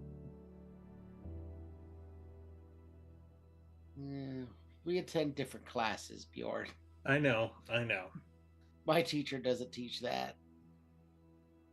Bummer. That puts a big fucking expectation on you. And for what it's worth, as long as I know you, you don't always have to be right. That's fucked up. Sorry. But as long as you're you, I'll still like you. Well, thank you, Bjorn. Once you turn into Sybil, I'll be weirded out, but we'll talk. Excuse me, I'm right here. I don't know that I could ever share Sybil's confidence. Sorry, other Dresley. I'm not Dresley anymore. I turned back. So this time it is just me seeing things. Okay. Let's get to the important stuff. Durans, scoop out some of that casserole. Let's eat. I'm fucking starving. Okay, there's not a lot left. What? Damn it. Oh, God. There's got to be another mourner with a casserole. You open up the door and you see somebody walking from down the hallway. Mm-hmm. It's not much. It's just well, you know, boxed mac and cheese and hot dogs. You know. We'll take it. Fuck yes. Perfect. Yeah. I can't imagine that lizard gets much further than the living room. I just don't think it would fit. Oh, they have a pretty big staircase. If it goes on the wall, it's fine. Okay. Ooh. Something else. As you kind of look down the hallway to grab more food, Bjorn, you do notice Nizahan kind of like pacing at the end of the hallway.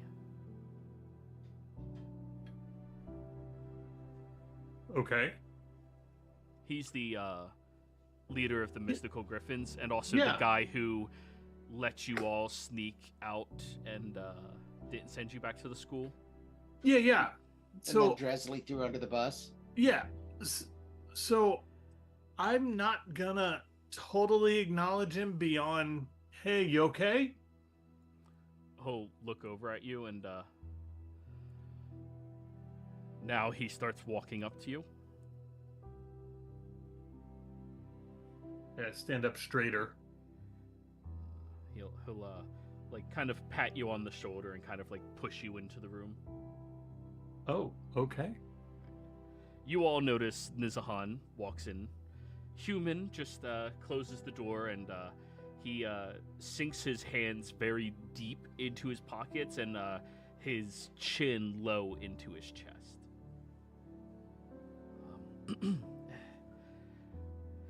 Hi, hey guys.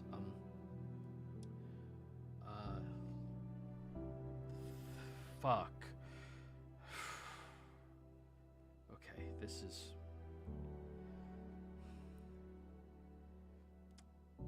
Shit sucks sometimes, you know?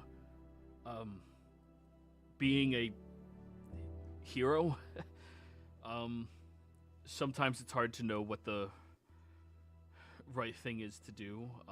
And as your senior,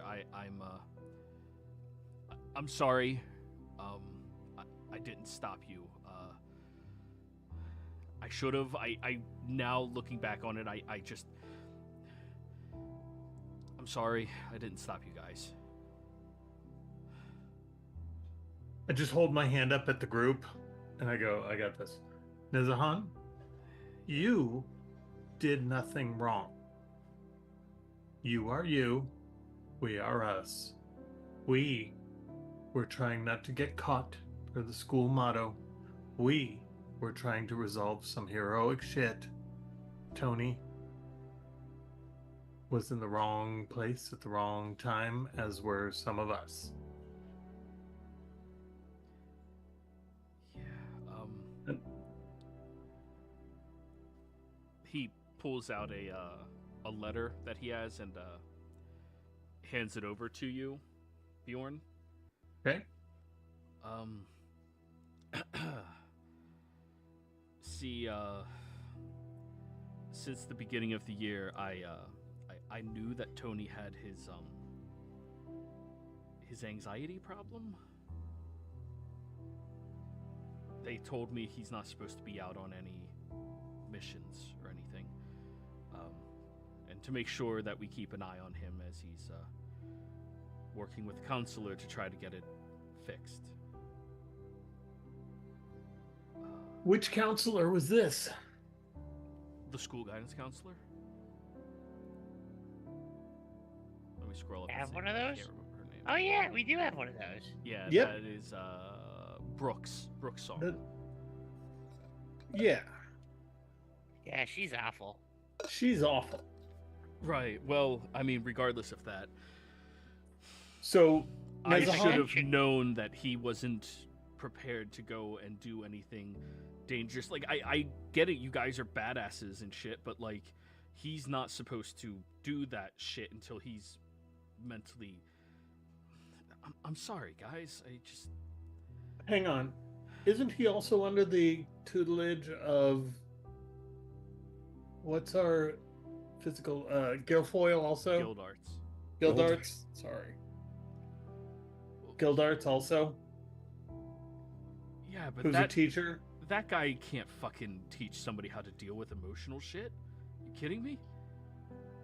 I mean, he has the highest fucking tab out of everybody at every local bar within like 50 miles.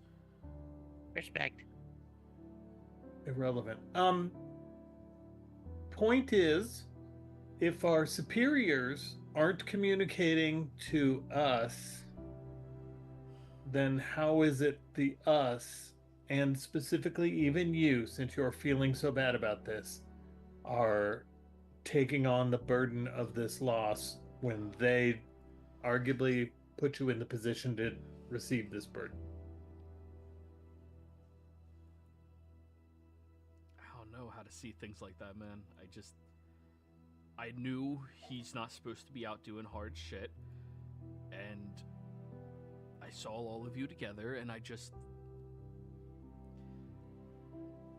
thought it would be cool to let you guys, you know, go out and know what real fighting's like. Right. So here's the next question as a senior. Is there anyone else in this room besides you who is under some jurisdiction or restriction that you know of? No. Okay.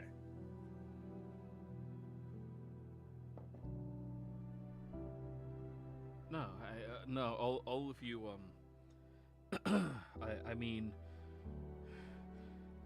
we have a stop order for researching one of you, but, like, that's it. Everyone else is, perfectly fine. Who's that? I wasn't supposed to say that, I'm sorry. That's, privilege information, the sophomore... We do hard shit, so you should probably tell us now, or hard shit's coming down.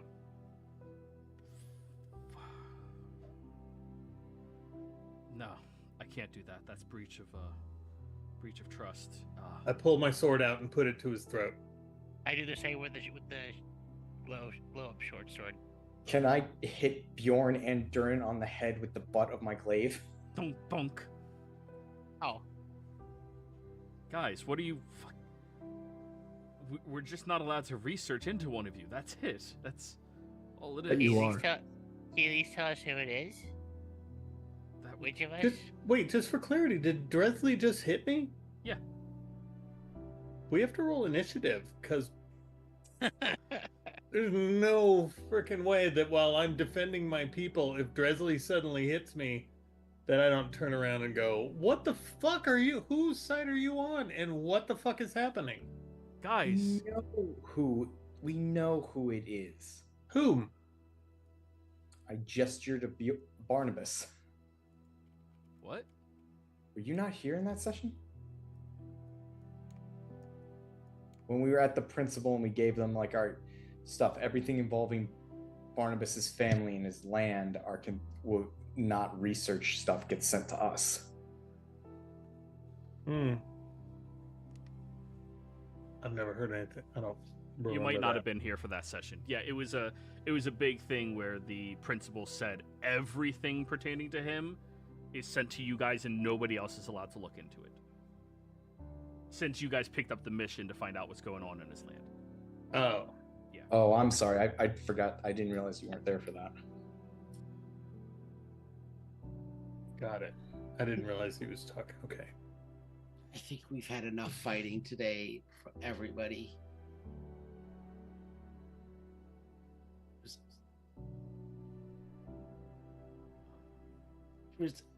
Razan, you made the choice that you made. We made the choices that we made.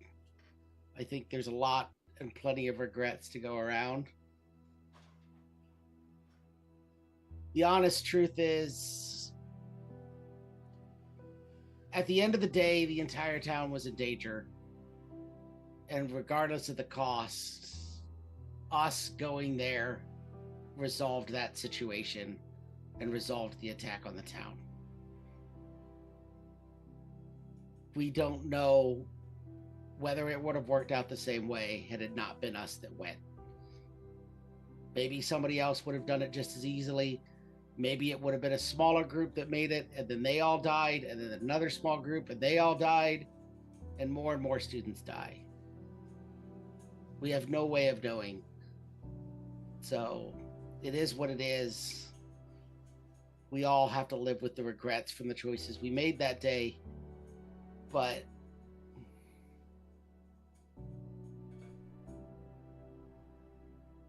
we all have a path to follow.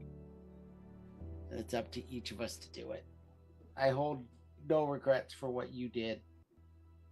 I don't blame you for anything that happened.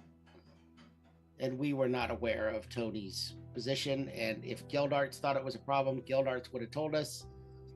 I know you don't trust Gildarts. Lord knows I don't trust Gildarts, but he is technically in that position of authority to make those decisions over both us and Tony.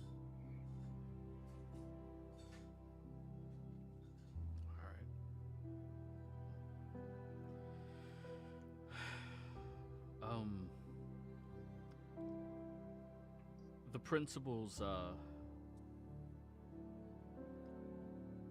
he plans on teleporting on Monday.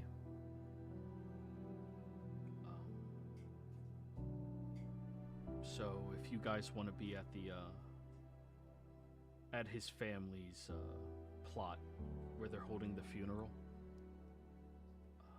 you just got to be available on Monday, okay?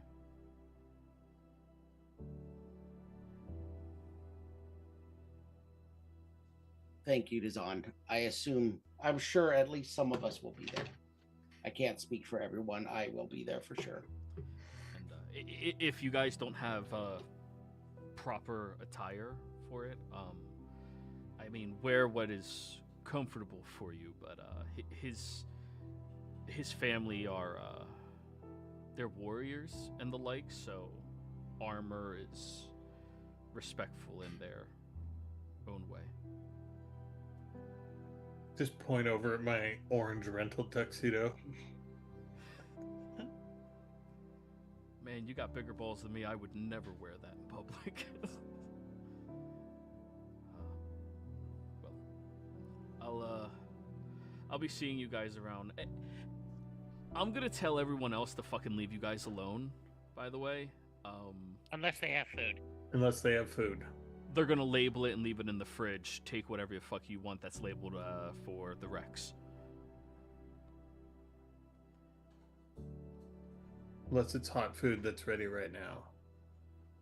All right, listen. Do you want me to run out there and just ask them, "Hey, did anybody make some fresh roast beef or anything?" Would you? Oh my god, roast beef sounds so That would good. kill. You fucking assholes. All right, yeah. And he'll open the door and walk out.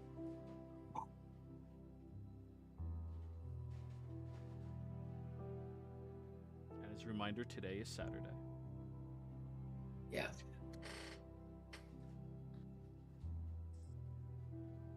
Are we going to this thing? I think we should. We got to get something. We gotta get fancy Santa clothes.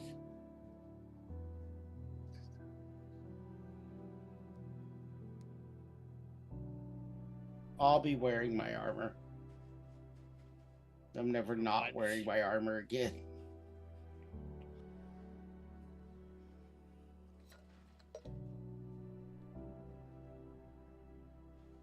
I'm gonna need to buy something because all I have are these camo shorts and a bare bones t-shirt. Got my hoodie. That's about it. That'll work. Well, oh, okay.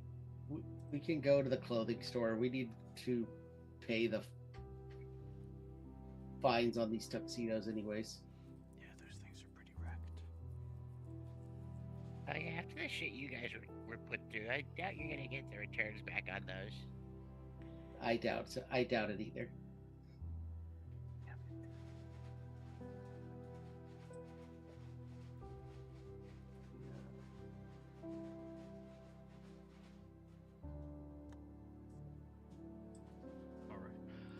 So, to the Cloak and Swagger Emporium. Is that where we return the suits? Yep. I feel like the guy in charge unless we're already at Sunday, no, because there's too much heat at the mall. Oh, it's not in the mall, it's in the town. It's just like one of those really nice establishments that hand makes everybody's outfits. The uniforms, all that jazz. Right. Regardless, you guys can do what you would like. It's an open world game. Bjorn's gonna eat because he's obviously hangry. And somebody does have a freshly made roast. Right.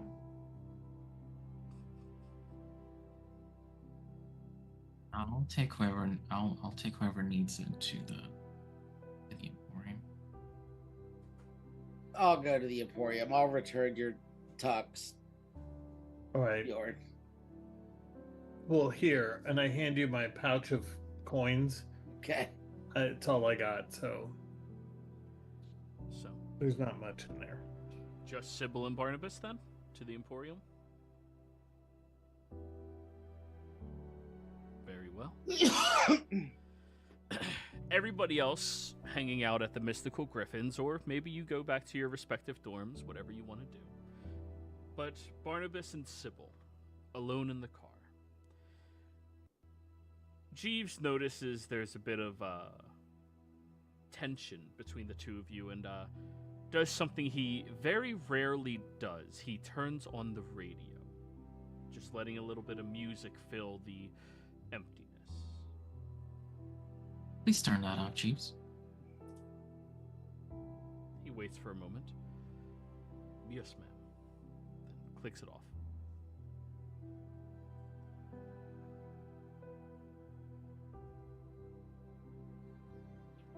Anything the two of you want to talk about along the way? What's on your mind? Oh, I don't even know at this point anymore, Sybil. I think we had our conversation already that night afterwards. Yeah. I think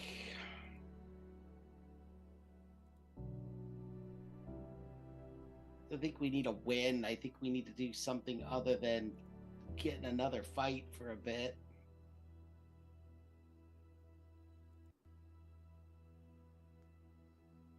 And let's get one.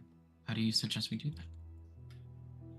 I'm wondering if we should, oh God, it pains me to say this.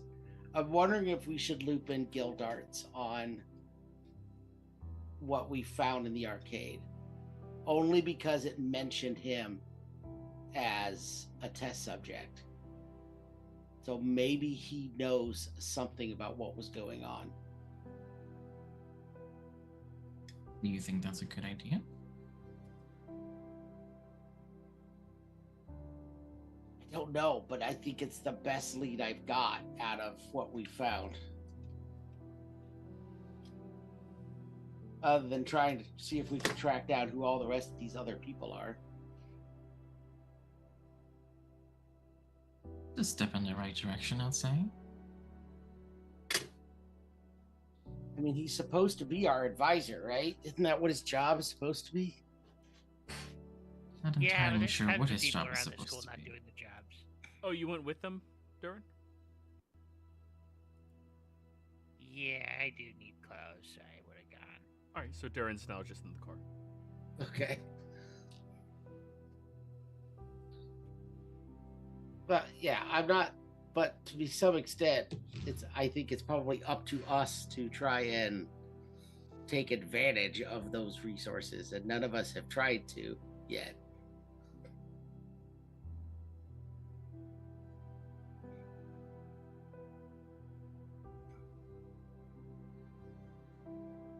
And let's do that. All right.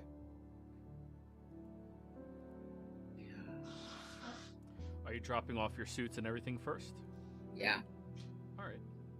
You pull up front to the Cloak and Swagger Emporium. Go up to the door, open it up, and hear the familiar ding ding ding as the U-shaped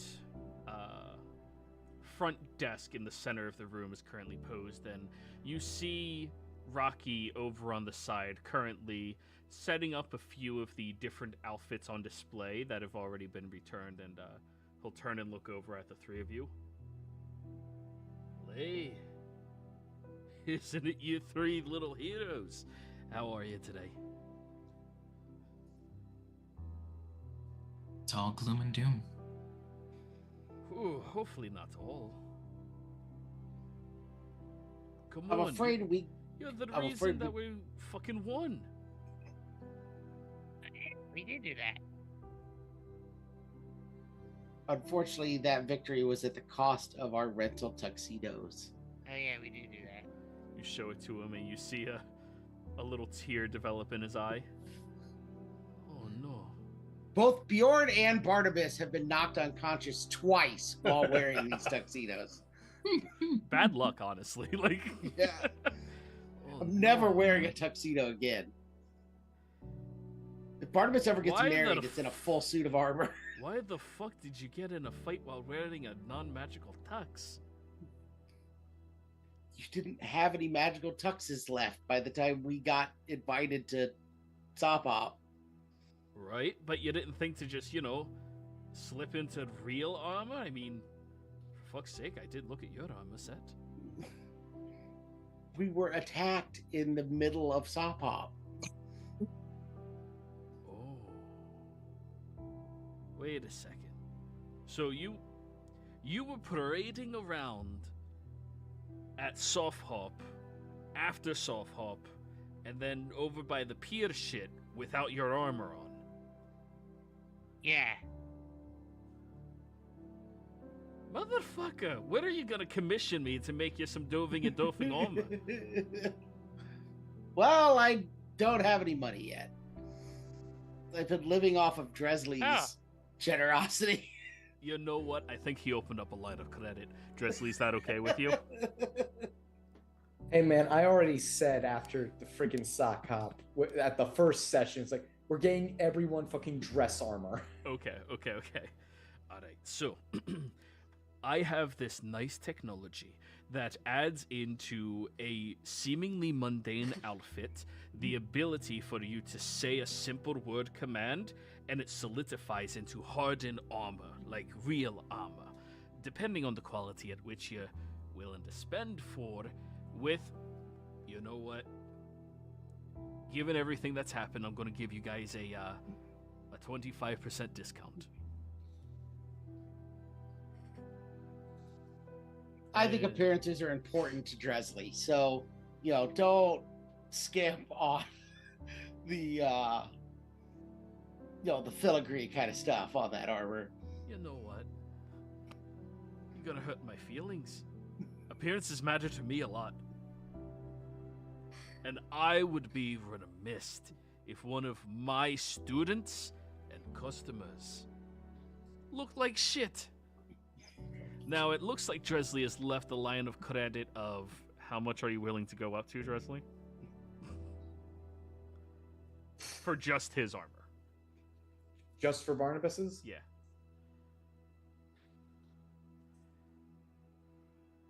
Yeah, he's the heaviest. I'll say 50 platinum. 500 gold? Oh. Oh, he's the only person in our group before Renal joined that's using heavy armor. Okay. Alright, so the most that we could do for you, and it is going to take me at least, a couple of days to make this up for you. This armor is usually 500 gold. But with the 25% discount, it brings it down to 375. How do you feel about spikes? Thorns. Alright, we can do that. So, we're going to deduct 375 gold from his line of credit. I already have all of your dimensions written down for everything. And when you come back, we are going to have you a thorn-encrusted jacket. And what would you like your command word to be?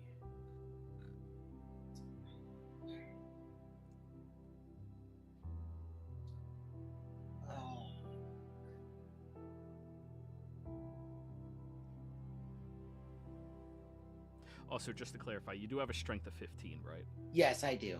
Okay. I made sure I had a strength of 15 because I knew I had heavy armor proficiency. Good. Shell. All right. So by that time, let's say Monday at noon, we will have your jacket ready for you. All right? I have a funeral at the wall for a fallen comrade who's a member of the family that runs the hall, and we're leaving Monday morning. Is there any chance I could have the armor in time for the funeral? If it wasn't a funeral request, I wouldn't push the date. Right. Make it 425 because I'm going to have to push other commissions back to do that. Dresley certainly wouldn't mind. All right. Dresley, subtract 425. Barnabas, by the time you're leaving for the funeral, you will have splint armor of doving and doffing, which is an action for you to say shell, and then it technically puts on Dones the armor. It's a common magical item that nobody ever asked me to get, even though it's actually fucking awesome. There's a ring that does it, isn't there normally? Or is it armor? There's the common status I know for it magic exists, items, but I think there's also a ring that allows you to attune a specific set of armor to do that. Oh, okay. Yeah. But yeah. So that came out to 425 on that. Thanks, Dresley. That line of credit's coming in. Hey, you have a superpower for a reason, right? I just gonna be Batman without all the toys? I mean, it's up to you if you want toys or not. I mean, you haven't gone shopping. Don't worry, Dresley. I have a plan for the two of us once we get back to a weekday. I think I can get us driver's licenses so we can drive the motorcycles whenever we want. Oh, and also, little Sybil, are you going to be attending this funeral procession as well? I will be, yes. All right. Then I will have my personal assistant go by your house later today to pick up your outfit and have it resized to your current dimensions. Perfect, thank you. Very good. Durin? Current dimensions. What does that mean, Sybil? Oh, she's grown. You see how tall she is? She's so big now. It's been a while since you've worn it. And okay. He's a dwarf, so she's literally towering over him. Need sad clothes. You do you? All right. You're also going, I assume? Yeah. Very well. That's gonna be 25 gold, and we'll rent you something reasonable for it. 25. So that would be... Oh, you're paying from your own pocket. Ain't that nice of you? I could do it once. Druid's paying from his pocket. The cleric is taking charity. What else is new? A non-profit. Of course. So, he'll take everybody's everything, and all right, I'll make sure it's all ready. I'm also, non-profit. I get it. I'm also going to be going to the funeral. They've asked me to handle the dressing of the body, so I'll make sure I bring all of your belongings with me when we're getting ready to teleport out, okay? Thank you. Of course. Hey, you all have a good one, all right? Thank you. So, you head back into the town, track down Gildarts. Oh wait, you guys did want to go see Gildarts, right? Yeah, but Yes. I want to go find everyone else first. I don't want to do that without the rest of the group. Okay. Hmm. Then you guys head back over to Eldermage, where you see Bjorn has eaten most of his feelings, I hope, or at least some. Oh yeah. Oh yeah, feelings were in there. Do we get a short rest? Absolutely, yes. Everybody successfully gets a short rest. Cool. So, Look at my spells. 3. Oh, you're still whispering. Oh, am I? Oh, he is. Oh, not I me. am. Sorry. Yeah, all of your one spell slot are back. Congratulations. So, you guys have the door open up where Barnabas and Durin and Sybil are walking in.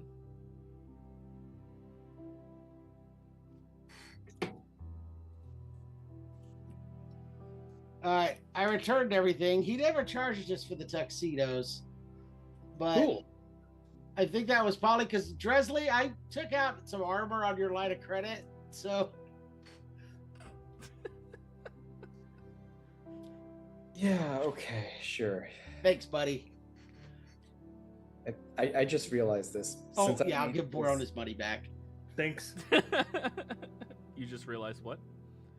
Since I had this battle suit made by him, can I just say I had it enchanted so I can change its color whenever I want? Subtract another 50 gold, yeah. Sure, thanks. And the only thing it changes is color. Like, it's not a disguised self. It's just, now it's purple, now it's black, now it's blue, The flavor of the week. Outfit for all occasions, including a funeral. Me and Sybil were talking while we were out. Me, Sybil, and Durin, I guess I should say, because I forgot Durin ended up being in the car. That was? Yes, Durin. It was a surprise to all of us, evidently including you. That's fine. I think we should try bringing this information to Gildarts. He was named as one of the experiments. And there's a chance he might know what the experiments are, or maybe who this doctor is. Maybe my guess is that maybe they did this to him while he was in the hospital during his after his injuries from the last year. Sure. And maybe that was one of the doctors at the hospital or something. Anybody know how to get a hold of Gildarts? Well, we know where he lives. Yeah, oh, that's true. Go to his house. We can also see if he knows anyone trustworthy to take a look at the gnome to see what the hell they did to it. Oh god, I forgot you had the gnome in your backpack. Yep. Yeah, let me roll a d4. Oh wait, no, they're dead, right? Yeah, they're dead. Yeah, never mind. No d4 needed. They're just you just pull out the head and it's not a head. I took the whole body. No one killed. We killed it, and the flesh flew away. Remember? I just meant you like pull out the head with the rest of the body still. You know. Oh, okay. Sorry. I mean, if you want to pull the whole thing out and throw it on the ground so everybody sees, that's fine. Let's not. This is me and Bjorn's dorm room. Right. All right. I guess back to the car then. Alrighty. You guys all collectively get together and head into Jeeves' vehicle, where he turns and goes, "Where to, ma'am?" We are going to the Whispering Woods Library. Very well, ma'am. And he starts taking off. I feel bad for this lizard that just has to trail behind this car. What gift are we going to get for the family? Gift? Do you get gifts at funerals, Bjorn? Yeah. I guess I'm just not used to that. What's a funeral? I would have thought that you probably would have planted a tree on the gravesite or something. Well, my family certainly has rituals for stuff like that, but I don't know that I've ever given a gift at a funeral. I mean, if we preside over the rites, then yes, planting a tree is part of it. But I don't know what God his family followed and what God will perform, what priest will perform the rites. What would we give as just people? Pretend that our God didn't participate. I've never personally given a gift at a funeral. Okay. You guys keep talking about that. What's a funeral? Funeral is a ceremony when someone dies and everyone that know them get together to collectively grieve and, for the lack of a better term for it, dispose of the body. Whether that's through burial or ritual cremation or mummification, it varies by culture to culture. Yeah, the funeral pyre is, I think, a normal elven thing, right? Where you guys burn the dead bodies. Joey, I'm gonna have to revert to you. How much of death has Dresley actually involved in from the Fae who don't really die? Oh, if they die in the wilds, they die. It happens all the time. Nobody really mourns. You know, I mean, yeah, nobody really mourns that often. It's just like, oh, hey, did you hear that person died? Fucking idiot. Yeah, they're immortal, not invincible. Correct. Right. They only die if they die in their home plane, though. Unless somebody has a bullshit spear.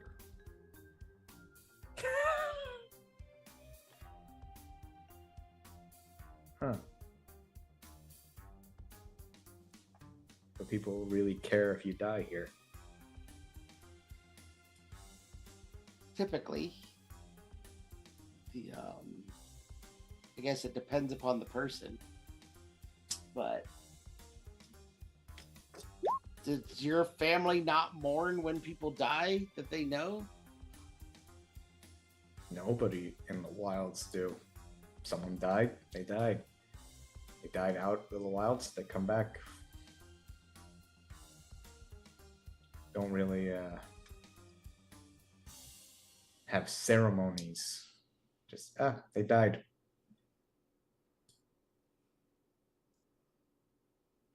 Which I guess I always assumed it was universal. Renaud, Pyre, where you live, do they do funerals? We do a dance before you die, where you become young again for just a moment, and then you go off to Elistray. All right, so you do a form of funeral. That's how your religion does it. Okay, that makes sense to me. Yeah, it's called the Last Dance. Pyre, how about the bonks? He AFK'd. Oh, okay, I didn't see that. All right, well, yeah. I just assumed since Sybil and Durin lived in the same town I did that they have the same experience with funerals that I do. So, I mean, more or less. They still have cultural differences. yeah, Dwarven, Oh, Yuan-Ti, well, yeah. and Green Man. All right, well, let's head to Gildarts, I guess. Well, he drops you all off in the front primary building of the Whispering Woods Library.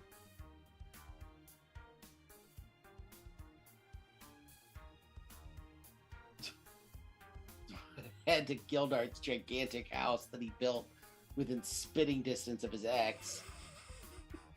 Did he build it to spite her? Is the question. It's just her place of work. Question remains. 100% it was done out of spite. So, you guys head on over to his place. When you get there, you notice that all of the lights are off. The doors are locked. There's a large pile of beer cans just tossed, where you can see clearly from the very wide window open concept house that he has. But looking around from all of the windows, Gildarts does not seem to be home right now.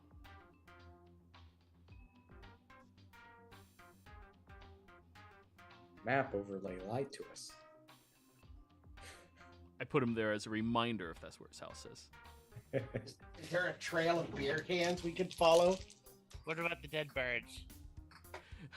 The dead birds have actually all been buried in the trench out front of his house. Fallen soldiers.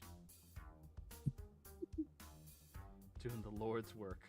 Annoying Gildarts. I'm going to cast Detect Thoughts again to see if he's just hiding from me. Okay. Or search somewhere we can't see him. Roll me an investigation. Maybe a little bit. Nah.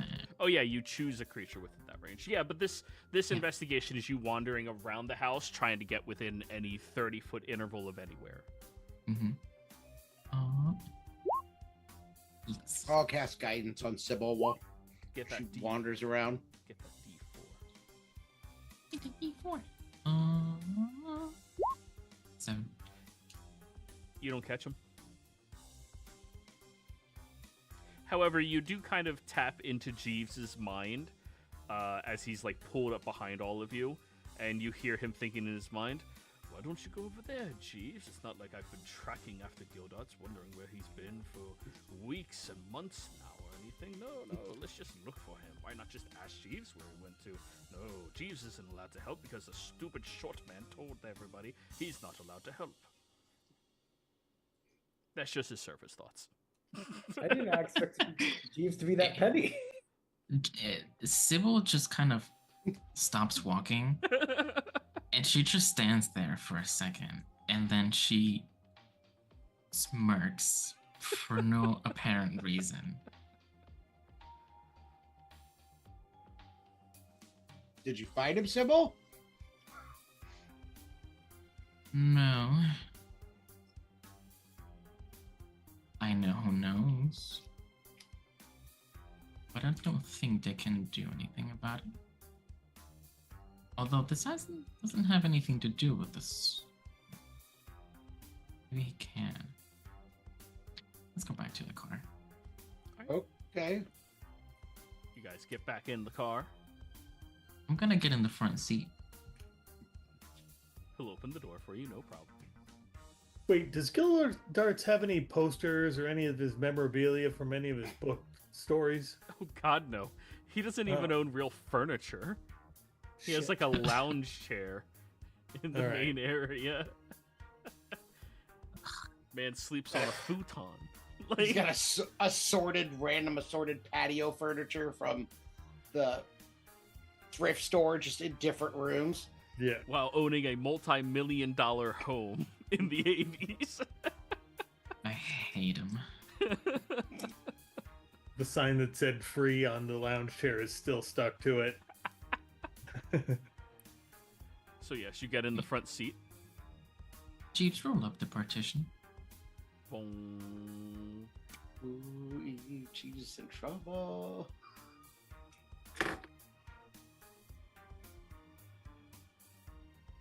He Is there rolls it up.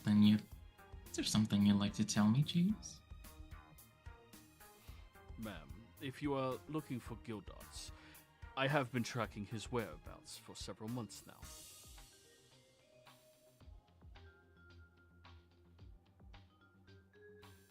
Jeeves, are you unsatisfied? Ma'am, I could not be happier with my position with you and your family.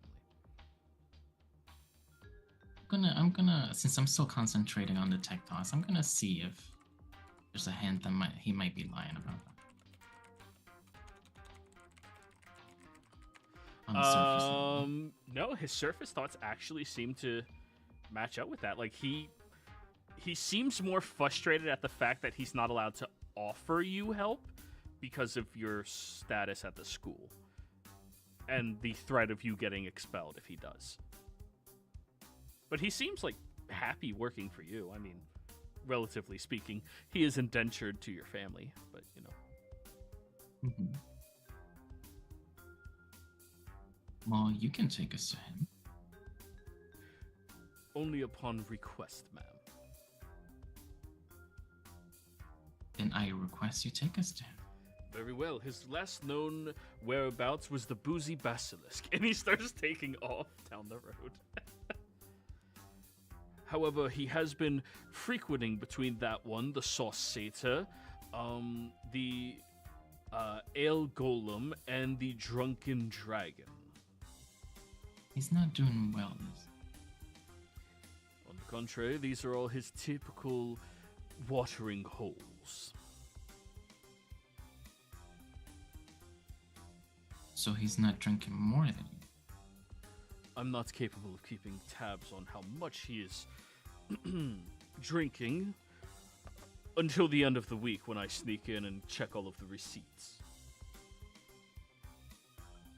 You do good work, Jeeves. Thank you, ma'am. And you, before your spell ends, you do get a ping from his mind as he goes, "Of course. She's like a daughter to me." Stop it. Who do you think the next NPC is going to be? Hold on. Anyways, you all pull up outside.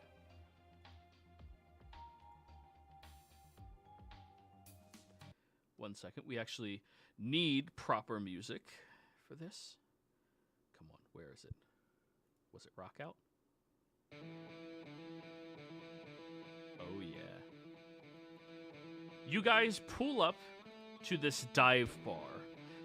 A few miles outside of Barnabas's family's farmland, further down south towards a main highway. It's called the Groggy Gnome. Or sorry, the Boozy Basilisk. And as you guys are all filtering out of your cars, you see that there's about 14 motorcycles. And half of them look very similar to the bikes that Barnabas and I believe Dresley now own.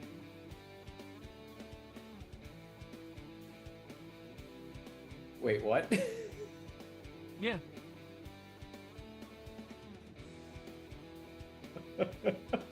Those are the guys who knocked my ice cream out of my hand. Told you we should have taken over the biker gang. Nope, you're right. Let's do this.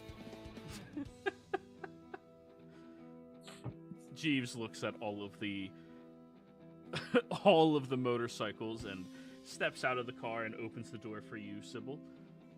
Be sure to be careful, ma'am. I will be. Thank you, Jeeves. He'll close the door, and when a couple of bikers start filtering out, laughing, chuckling, looking you guys up and down, he reaches into his glove compartment, and nobody sees what he pulls out except for a little glisten. Got that. As we start walking up, I would like to already establish a first impression, and if I can, I would like to roll an intimidation check. Okay. Let's see how good your RBF is.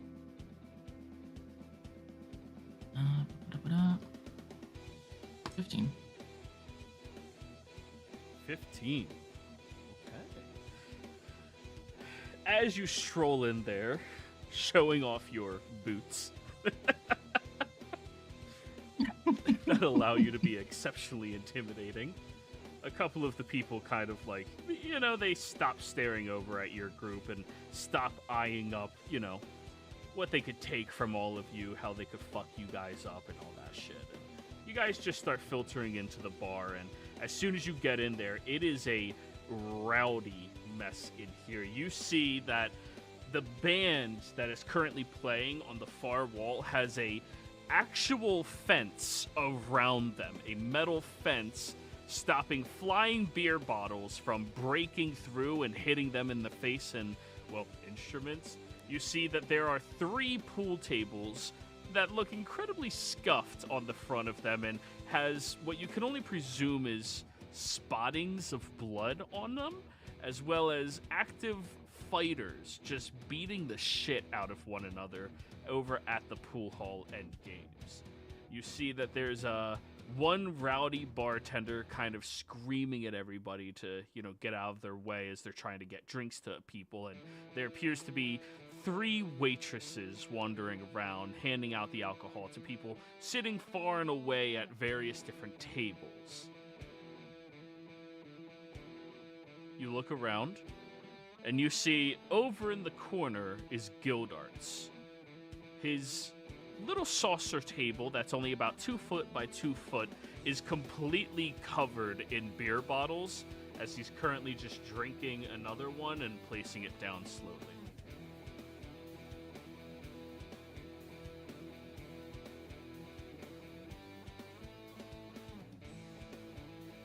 Start heading that way.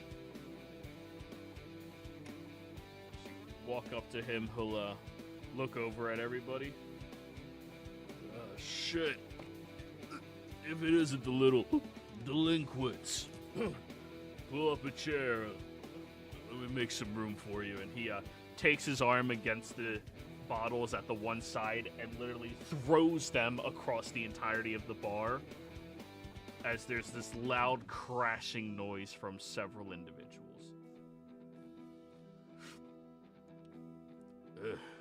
Are any of you guys old enough to be in here? According to this license.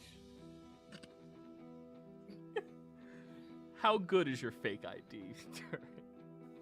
Let's find out.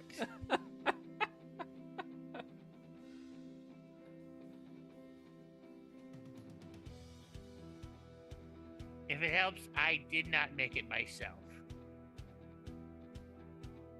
Who did? Who did? Tell me the story behind this fake ID.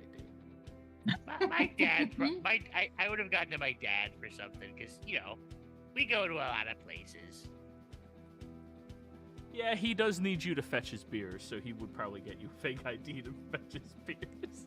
All right, then you roll me a charisma check, because your dad pretty much has the same stats as you. All right. 15. Yeah, it's not so bad. I mean, you pull it out, and it says Durin Goodleaf. spelled right. 73. You know, it labels you as 4'8". Oh shit. Nobody checks small people anyways.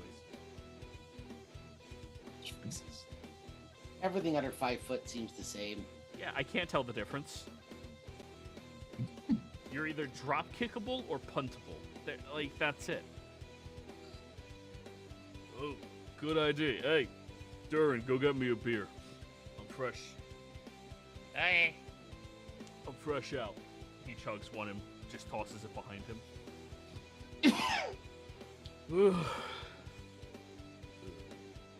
Hey, Sybil. He, like, pokes you in the shoulder. Did that fucking creepo tell you where I was? Fucking stick up his ass guy who comes in here asking about my receipts. Well, it was difficult to not find you here. I thought I was being discreet. Hey, Darren, where's my beer? There's a line at the bar. What'd you guys come up here for? We need to discuss something related to our mission. Something that's probably best not done here in such a public venue. Something that involves you directly. What are you talking about, public venue? These guys are my pals. They're not gonna say shit about anything. Oh, there's a back room. So ran through the mall not 2 weeks ago, not 3 months ago. Yeah. Hey, which of you fuckers ran through the mall? He just starts shouting out, and a couple of people look over confused at him.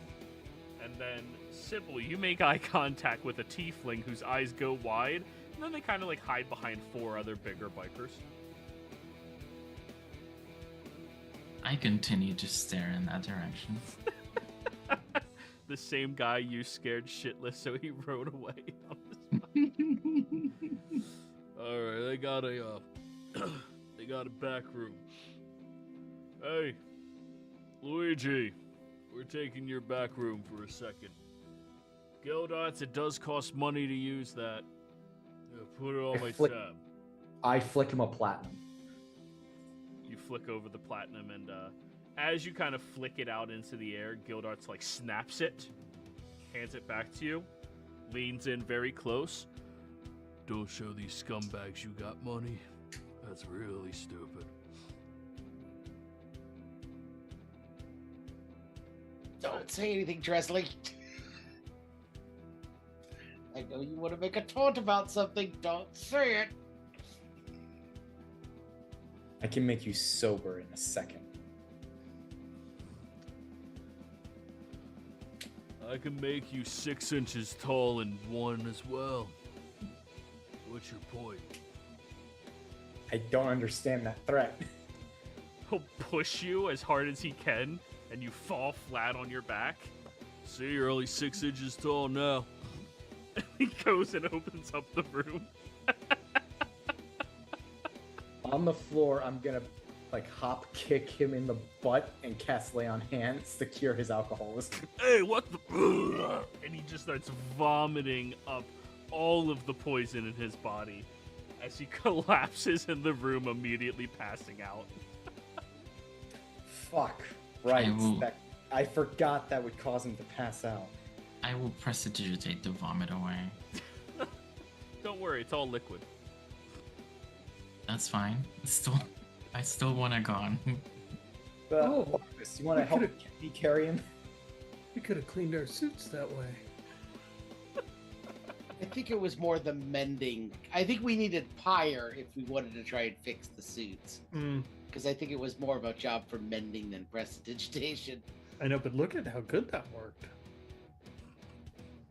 Yes, Dresley, I will help you drag him into the back room. All right, you guys drag him on in there. Durin, you pick up how many beers? 4.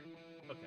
You pick up 4 beers. They hand it to you. You run over to the side room, and when you close the door, you notice you don't hear any of the music outside anymore. There's no sounds man. entering into the room.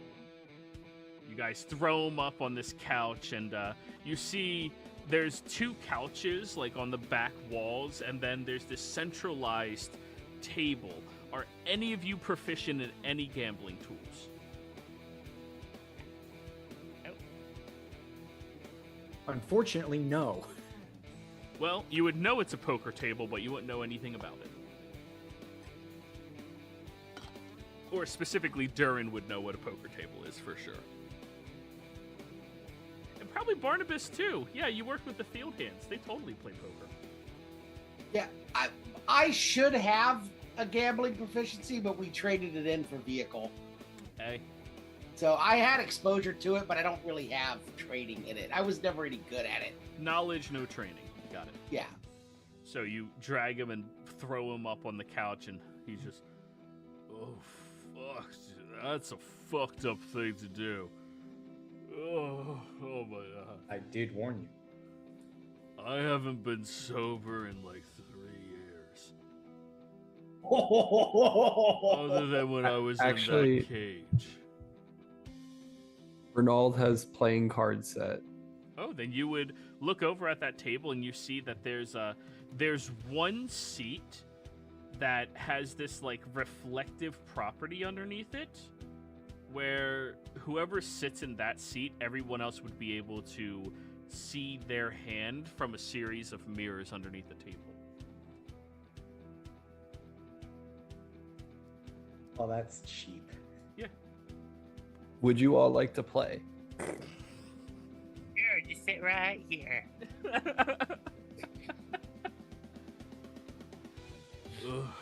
So you guys, oh my god. Here's 3. Oh, yeah. H immediately starts drinking them. He sees you with the 4th one. Nah, fuck it. So, what do you guys come here for?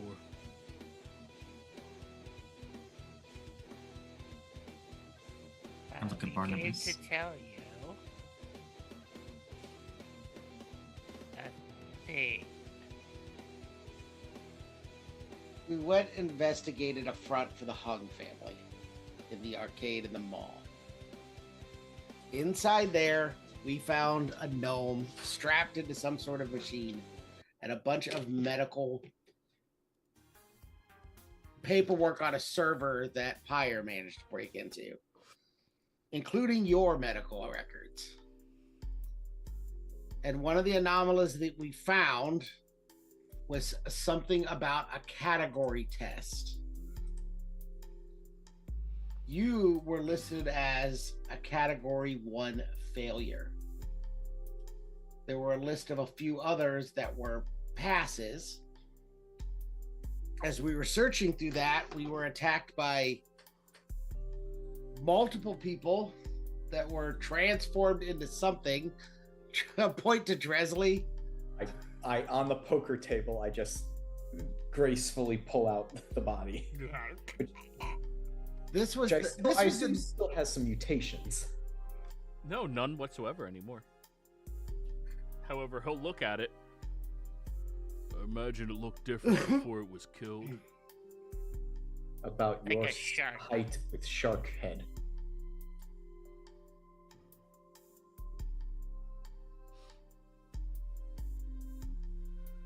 Alright. Any other information you guys have on this stuff?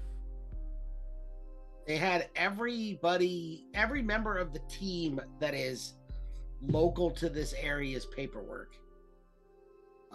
We all had the same blood type, which was extremely rare that we would all have that particular blood type that we share with you, evidently.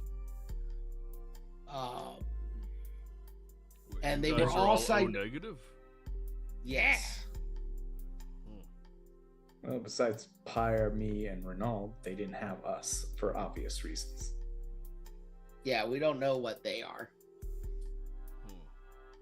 They were also measuring our magical potential. Bullshit. What was bullshit about it? there was no entry for Durin's record. Maybe they just never tested you, Durin.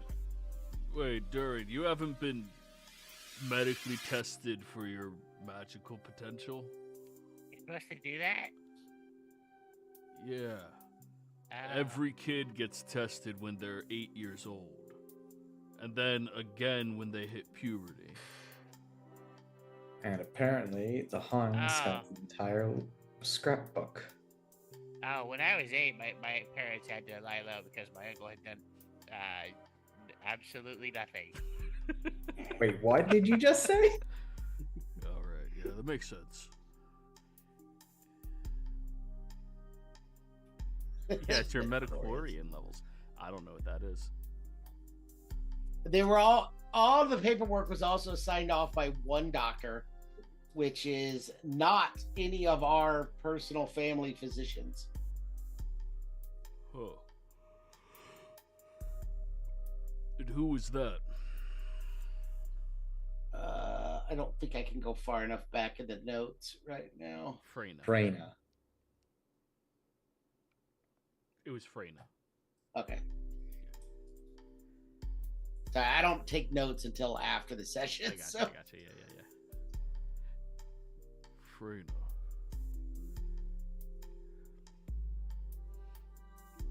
When I was hospitalized after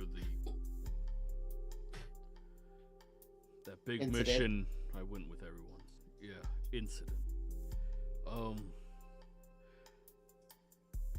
There was a attending nurse by the name of Freyna. She's honestly... Shit, this might actually be important to tell you guys then. Fuck. Alright. When I was incarcerated at that medical facility, they had, I came into contact with something that put a curse on my body. Now, are any of you familiar with, lycanthropy? Think I Are am. we? I mean, unless you wrote something in your backstory that says you would know about it, not really. No, I know about shifters. That was my only connection. Yeah. I think the only lycanthropy I'd ever seen was him. So I read a book about werewolves once. There you go. Right. Well, I was exposed to some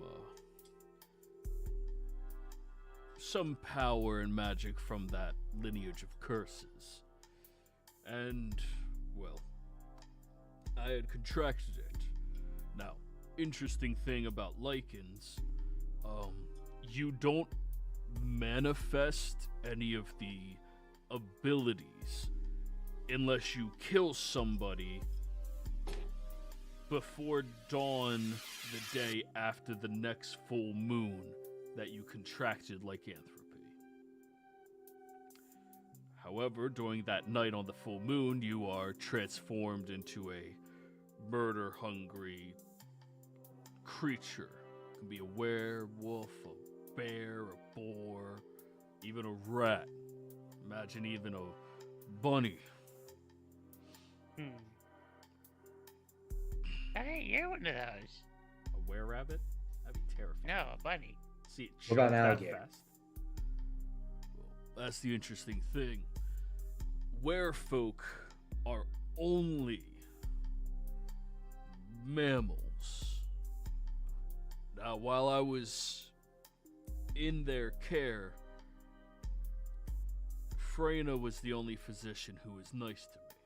She would bring me in the special medicine that I had to take that would help me stay calm. She always made sure that the restraints on me were tight without, cutting into me. She would give You me don't an wanna extra shave. pudding cup, come lunchtime. Like, really nice gal. As he's talking, Barnabas, you hear in your head, she must have been the only one that survived. Killed the other two. And maybe when the night happened, unfortunately, the magical restraints, despite them being silvered, weren't anchored to the wall properly. And I broke free, and even not hopped up on Lycan powers, I'm not exactly somebody that can just rampage around a hospital and not get a pretty high body count. So I killed the other physicians working on me. Then I was quarantined off in this room where they use this highly toxic air, some type of poison, that made me pass out. When I woke up the next day, I learned that I'm a full-blooded Lycan now. I stayed for additional research, and I caught wind that they were not just taking my blood, but injecting me with something. When I listened to what it was, they called it the scaled serum. I kinda got pissed off and snapped the dude's neck. Then I broke out. But everybody other than her, Freyna, I went back and killed them all. They were injecting me, trying to do some type of weird experiment. So, yeah. He starts on beer number 2 now. Well, evidently, after you killed everyone at the hospital, they just moved location.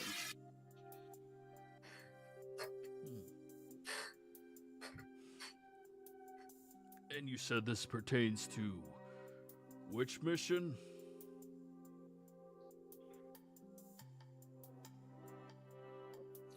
It pertains to the Hong family, which I believe relates to my family's grove. Well, the Hung family has their pockets in every single pot in this town. You'd be hard-pressed to find a single business that they aren't, pulling some strings around. I guess it also relates to the counselor. Yep. Sybil's backstory had stuff with, not backstory, the report had some stuff with Sybil, some stuff with your family, some stuff with Bjorn's. Some for Durin's. Yeah. That stuff with all of us. Well, all the city dwellers or locals. And who is this known? You know anything about her? I'll pull out all the paperwork. I have a full medical workup on him. Bitchin'. Yep, give it her. He'll start flipping through. Huh. She has our blood type as well. Oh, yeah.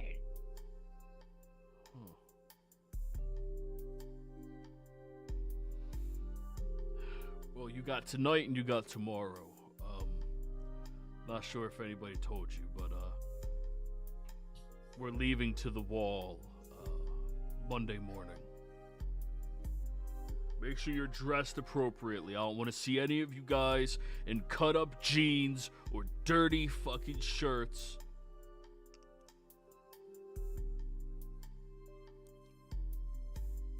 You The need chunk to of get us fitted have already for taken care of us. Ugh. And if you need if you need someone to pay the bill for your basic outfits, just tell them to put it on my tab. Oh, sure. Now he tells me I could have racked up the armor on his tab. I didn't say shit about armor. I said basic shit. The 3 to 5 gold outfits. Oh.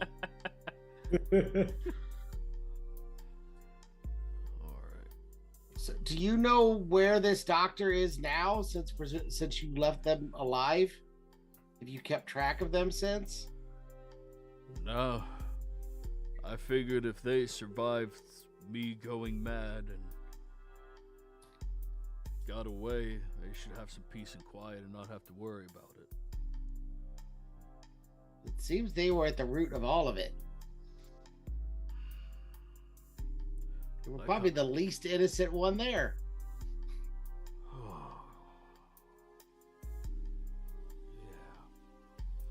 Well, I mean, you can check the employee records over at the hospital and see if you can't come up with something. But you're gonna have to find a way to get into their, into their surgery wing. As we all know, stealth is our expertise. There's a hospital in this town? Of course there is. It's a big-ass town.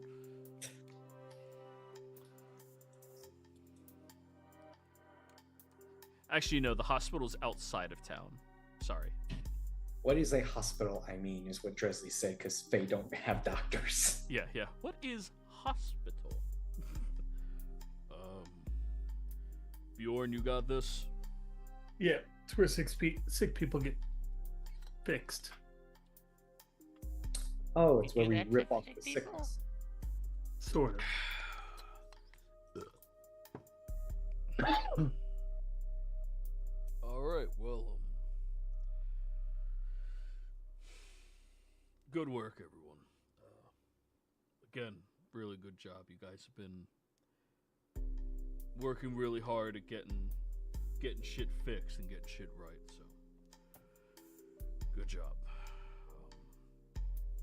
You still drunk? Do I need to hit you again? Listen.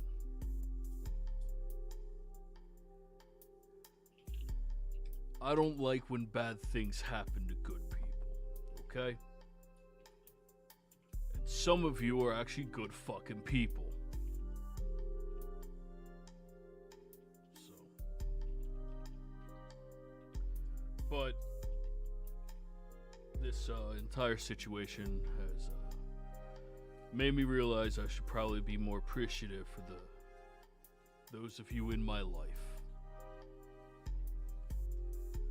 But also that I've been getting way too soft on our training. So, oh no. Tipped it up. Starting when we get back from the funeral, we're going to be doing twice a days. This is what I've been hoping for. Thank you. So for Dresley and Renaud, that's 3 times a day. And Bjorn. Didn't you take Oh athletics? yeah, Bjorn's in athletics too. Yep. Yeah, and Bjorn. Yeah, Oh, you do 3 God, times I a day. dropped that shit. So just to be clear, you intend to occupy even more of our time that we could be spending working on investigating this? Hey, if you tell me you have to take a lead and go off and do something that's legitimate for your investigation, I'll let you skip out, no problem. But if you don't have a legitimate thing to tell me, we're doing twice a days. You all are going to learn how to be the toughest, strongest next generation of fighters that this realm can see. You all have the potential. All of you. And because I know the physical labor is not everybody's forte, I'm gonna enlist a friend of mine to help you all. Ably minded individuals. What's that mean? You're just gonna have to see.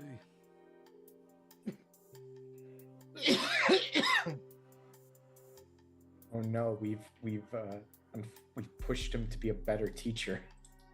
Isn't that terrifying? I can't even believe What he is a have teacher. we done? We'll deal with all of that when we get back. In the meantime, you might want to go check out the hospital.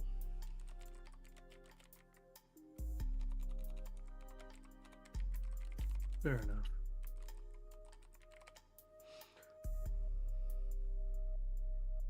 All right. It was at...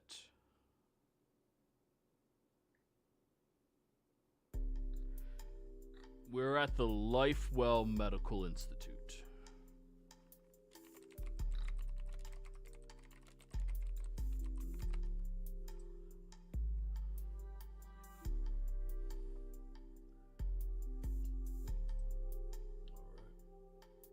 Lifewell Medical Institute. And, if you guys need any help, I think I've expended my tab at this establishment, so I'm gonna head out to the Sauce Seder. I'll see you guys. All right, be safe. You guys, don't fucking die. I don't want to go through that. Been close. Make it less. Alright. What fighting formations have you guys planned out? You know what? He closes the door behind him.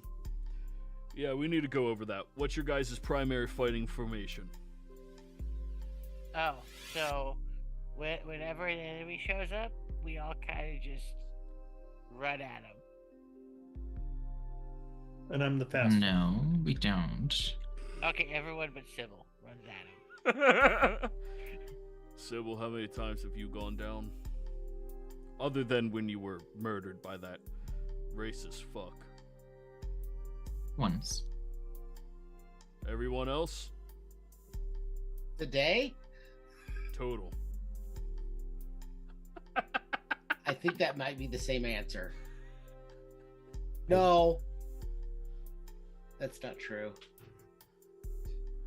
4. I think I'm at 4. Once, when we fought those cops. That's right, stop resisting. That was fucking funny. Oh yeah, that technically counts. Oh yeah, that happened to you guys. Oopsies. They said stop resisting as you're like... Maybe it's 5. To be fair, I was on coke. Your hands were in the air. There's no... What they did was fucking wrong. Your hands were in the air, dude. 5 times, 3 of those in the last 24 hours. I'm gonna say 5 total because I don't remember if I got knocked out one time or not. Basic combat ready scenario. The person who is the quickest to get into a martial fight without needing to be the first one in the martial fight is usually in the rear. You have the person who is the stonkiest, the person who can take the most hits easily in the front in order to stave off the approach of all enemies. Whichever individual has the most range for their potential should be in front of the person who is the fastest in the back, and then whoever your designated healer is should be towards the center of your formation, creating a protective barrier so that that individual is available to resuscitate you in a moment's notice in case of any rare variances happen. So, you all got that? Sure. So it's Barnabas in the back. Sybil. So I would be center because I'm the healer. Who's our? Yeah. Sybil and Pyre would be the back. Sybil, your team leader. Mm-hmm. Make sure everybody knows the formation, okay? And come up with different alternatives. There are many different situations you can get into when a fight breaks out. Having a predetermined formation is going to save people's lives, okay? You're a smart girl. Figure out what your team's capabilities are and what good formations you all need. All right? I know what they are. I know exactly what our formation should be. Good. Make sure they know. All right. I'll see you guys. He steps away, doing the most teaching he's given to any of you in the 3 months that you've known him. Was he not awful there? Sybil, where do I go? Am I You the should be fast one in the back? You should be all the way in the back, Bjorn. Okay. Not only you're the fastest, you should be covering our rear as well. Okay. Ronald and that's Dresley the are in the opposite way. front. Yes, Ronald be in the front. Sorry. Yeah. Maybe we should do this with our tokens on the map. Yup. Go right ahead, guys. Do it. Do it with your tokens. Alright, oh, okay. So Bjorn, you should be in the back. Should we go left to right or up to down? Let's just leave Bjorn back here. He's in the back, like formation moving okay. up. That's fine. And then it should be Pyre in front of Bjorn. I'll move. Pyre. Yeah. There we go. Okay. Oh, let me remove her. What about my my buddy? And I point back to my robot. Woof. No, it's a man. I don't know why everyone thinks. What about Rocket Sock'em? So it's like just punching. Oh hell yeah, I'm good with that. Rock'em Sock'em robot. At least until I find a better visualization. If I do some research into some 80s robot stuff. Either that or it needs to be a small Optimus Prime. Or hear me out. It could just be a Terminator. A mini Terminator. Your little friend should be next to Dressley, Pyre. Stay near Dressley, but keep up. Yes. Barnabas, I will go next.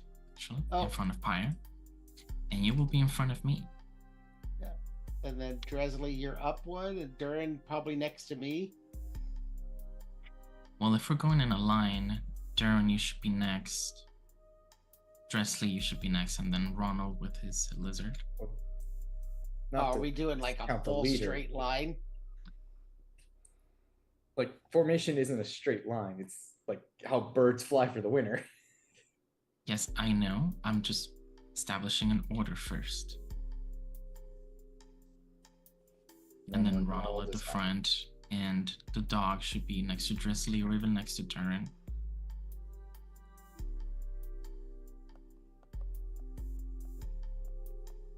Pretty sure Ronald keeps adding names to his character. I know. Prove it. It looks like it. Prove it. I don't remember there being that many parts to it the last time. It used to be a number. I remember that much. Oh, that's true. It was RGE2, wasn't it?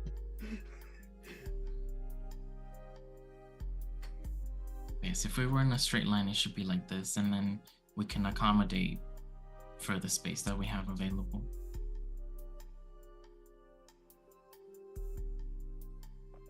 Alright, so I'm in between Sybil and Durin. Mm-hmm. If you ever find yourself up where Dressley or Ronald is, you might be out of position. Which is bound to happen frequently. Yes, of course. Although, technically, Durin is also able to supplement some healing, so it's... You know, we have a healer for the front and a healer for the back. Yeah, I can heal too. 4 of you can heal, right? 1, 2, 3, 4. Yeah, Pyre could heal as well, so technically 5. Yeah, he could, but you know. I could. I just choose not to. Yeah, that's fine. Just Yeah, exactly. Actually, do I I have? You get cure wounds instead of. No, I know. I know. I just wanted to see if I had it prepared, which I don't. You see someone bleeding out. Oh no, that looks horrible for you. Shoots crossbow again. Hey, no, it's fine. Listen. I have fire powers. I can just cauterize the wound. Easy peasy lemon squeeze. So we do actually have a decent amount of healing capability in this group. An insane amount. Yeah, we go down constantly because none of us use it. Also, I only use a crossbow because actually, I mean, you have a gun. You still have the gun. Yeah, but a gun makes a lot of noise. Like crossbow, not so much. By the way, Barnabas, where the fuck's my shield? Oh, I guess I don't know. I've been carrying it around. Were you carrying it around? Did you leave it in your room? Like, yeah, it's probably in my room. Oh no, you know what? It is probably in the stealth room at the school. Because I don't think I took it when we went to go see Ochant. So where's my shield? In the stealth room at the school. All you have to do is find the stealth classroom. Hey guys, I'm sorry, I gotta go. I'll see you guys next time, okay? See ya. Good. Good night. Yeah. You mean to tell me you left my shield unattended in a classroom where all of the thieves learn how to do their skills? Yeah, but they suck at it. I expect it in your hands when we are teleporting away on Monday morning, polished. Why?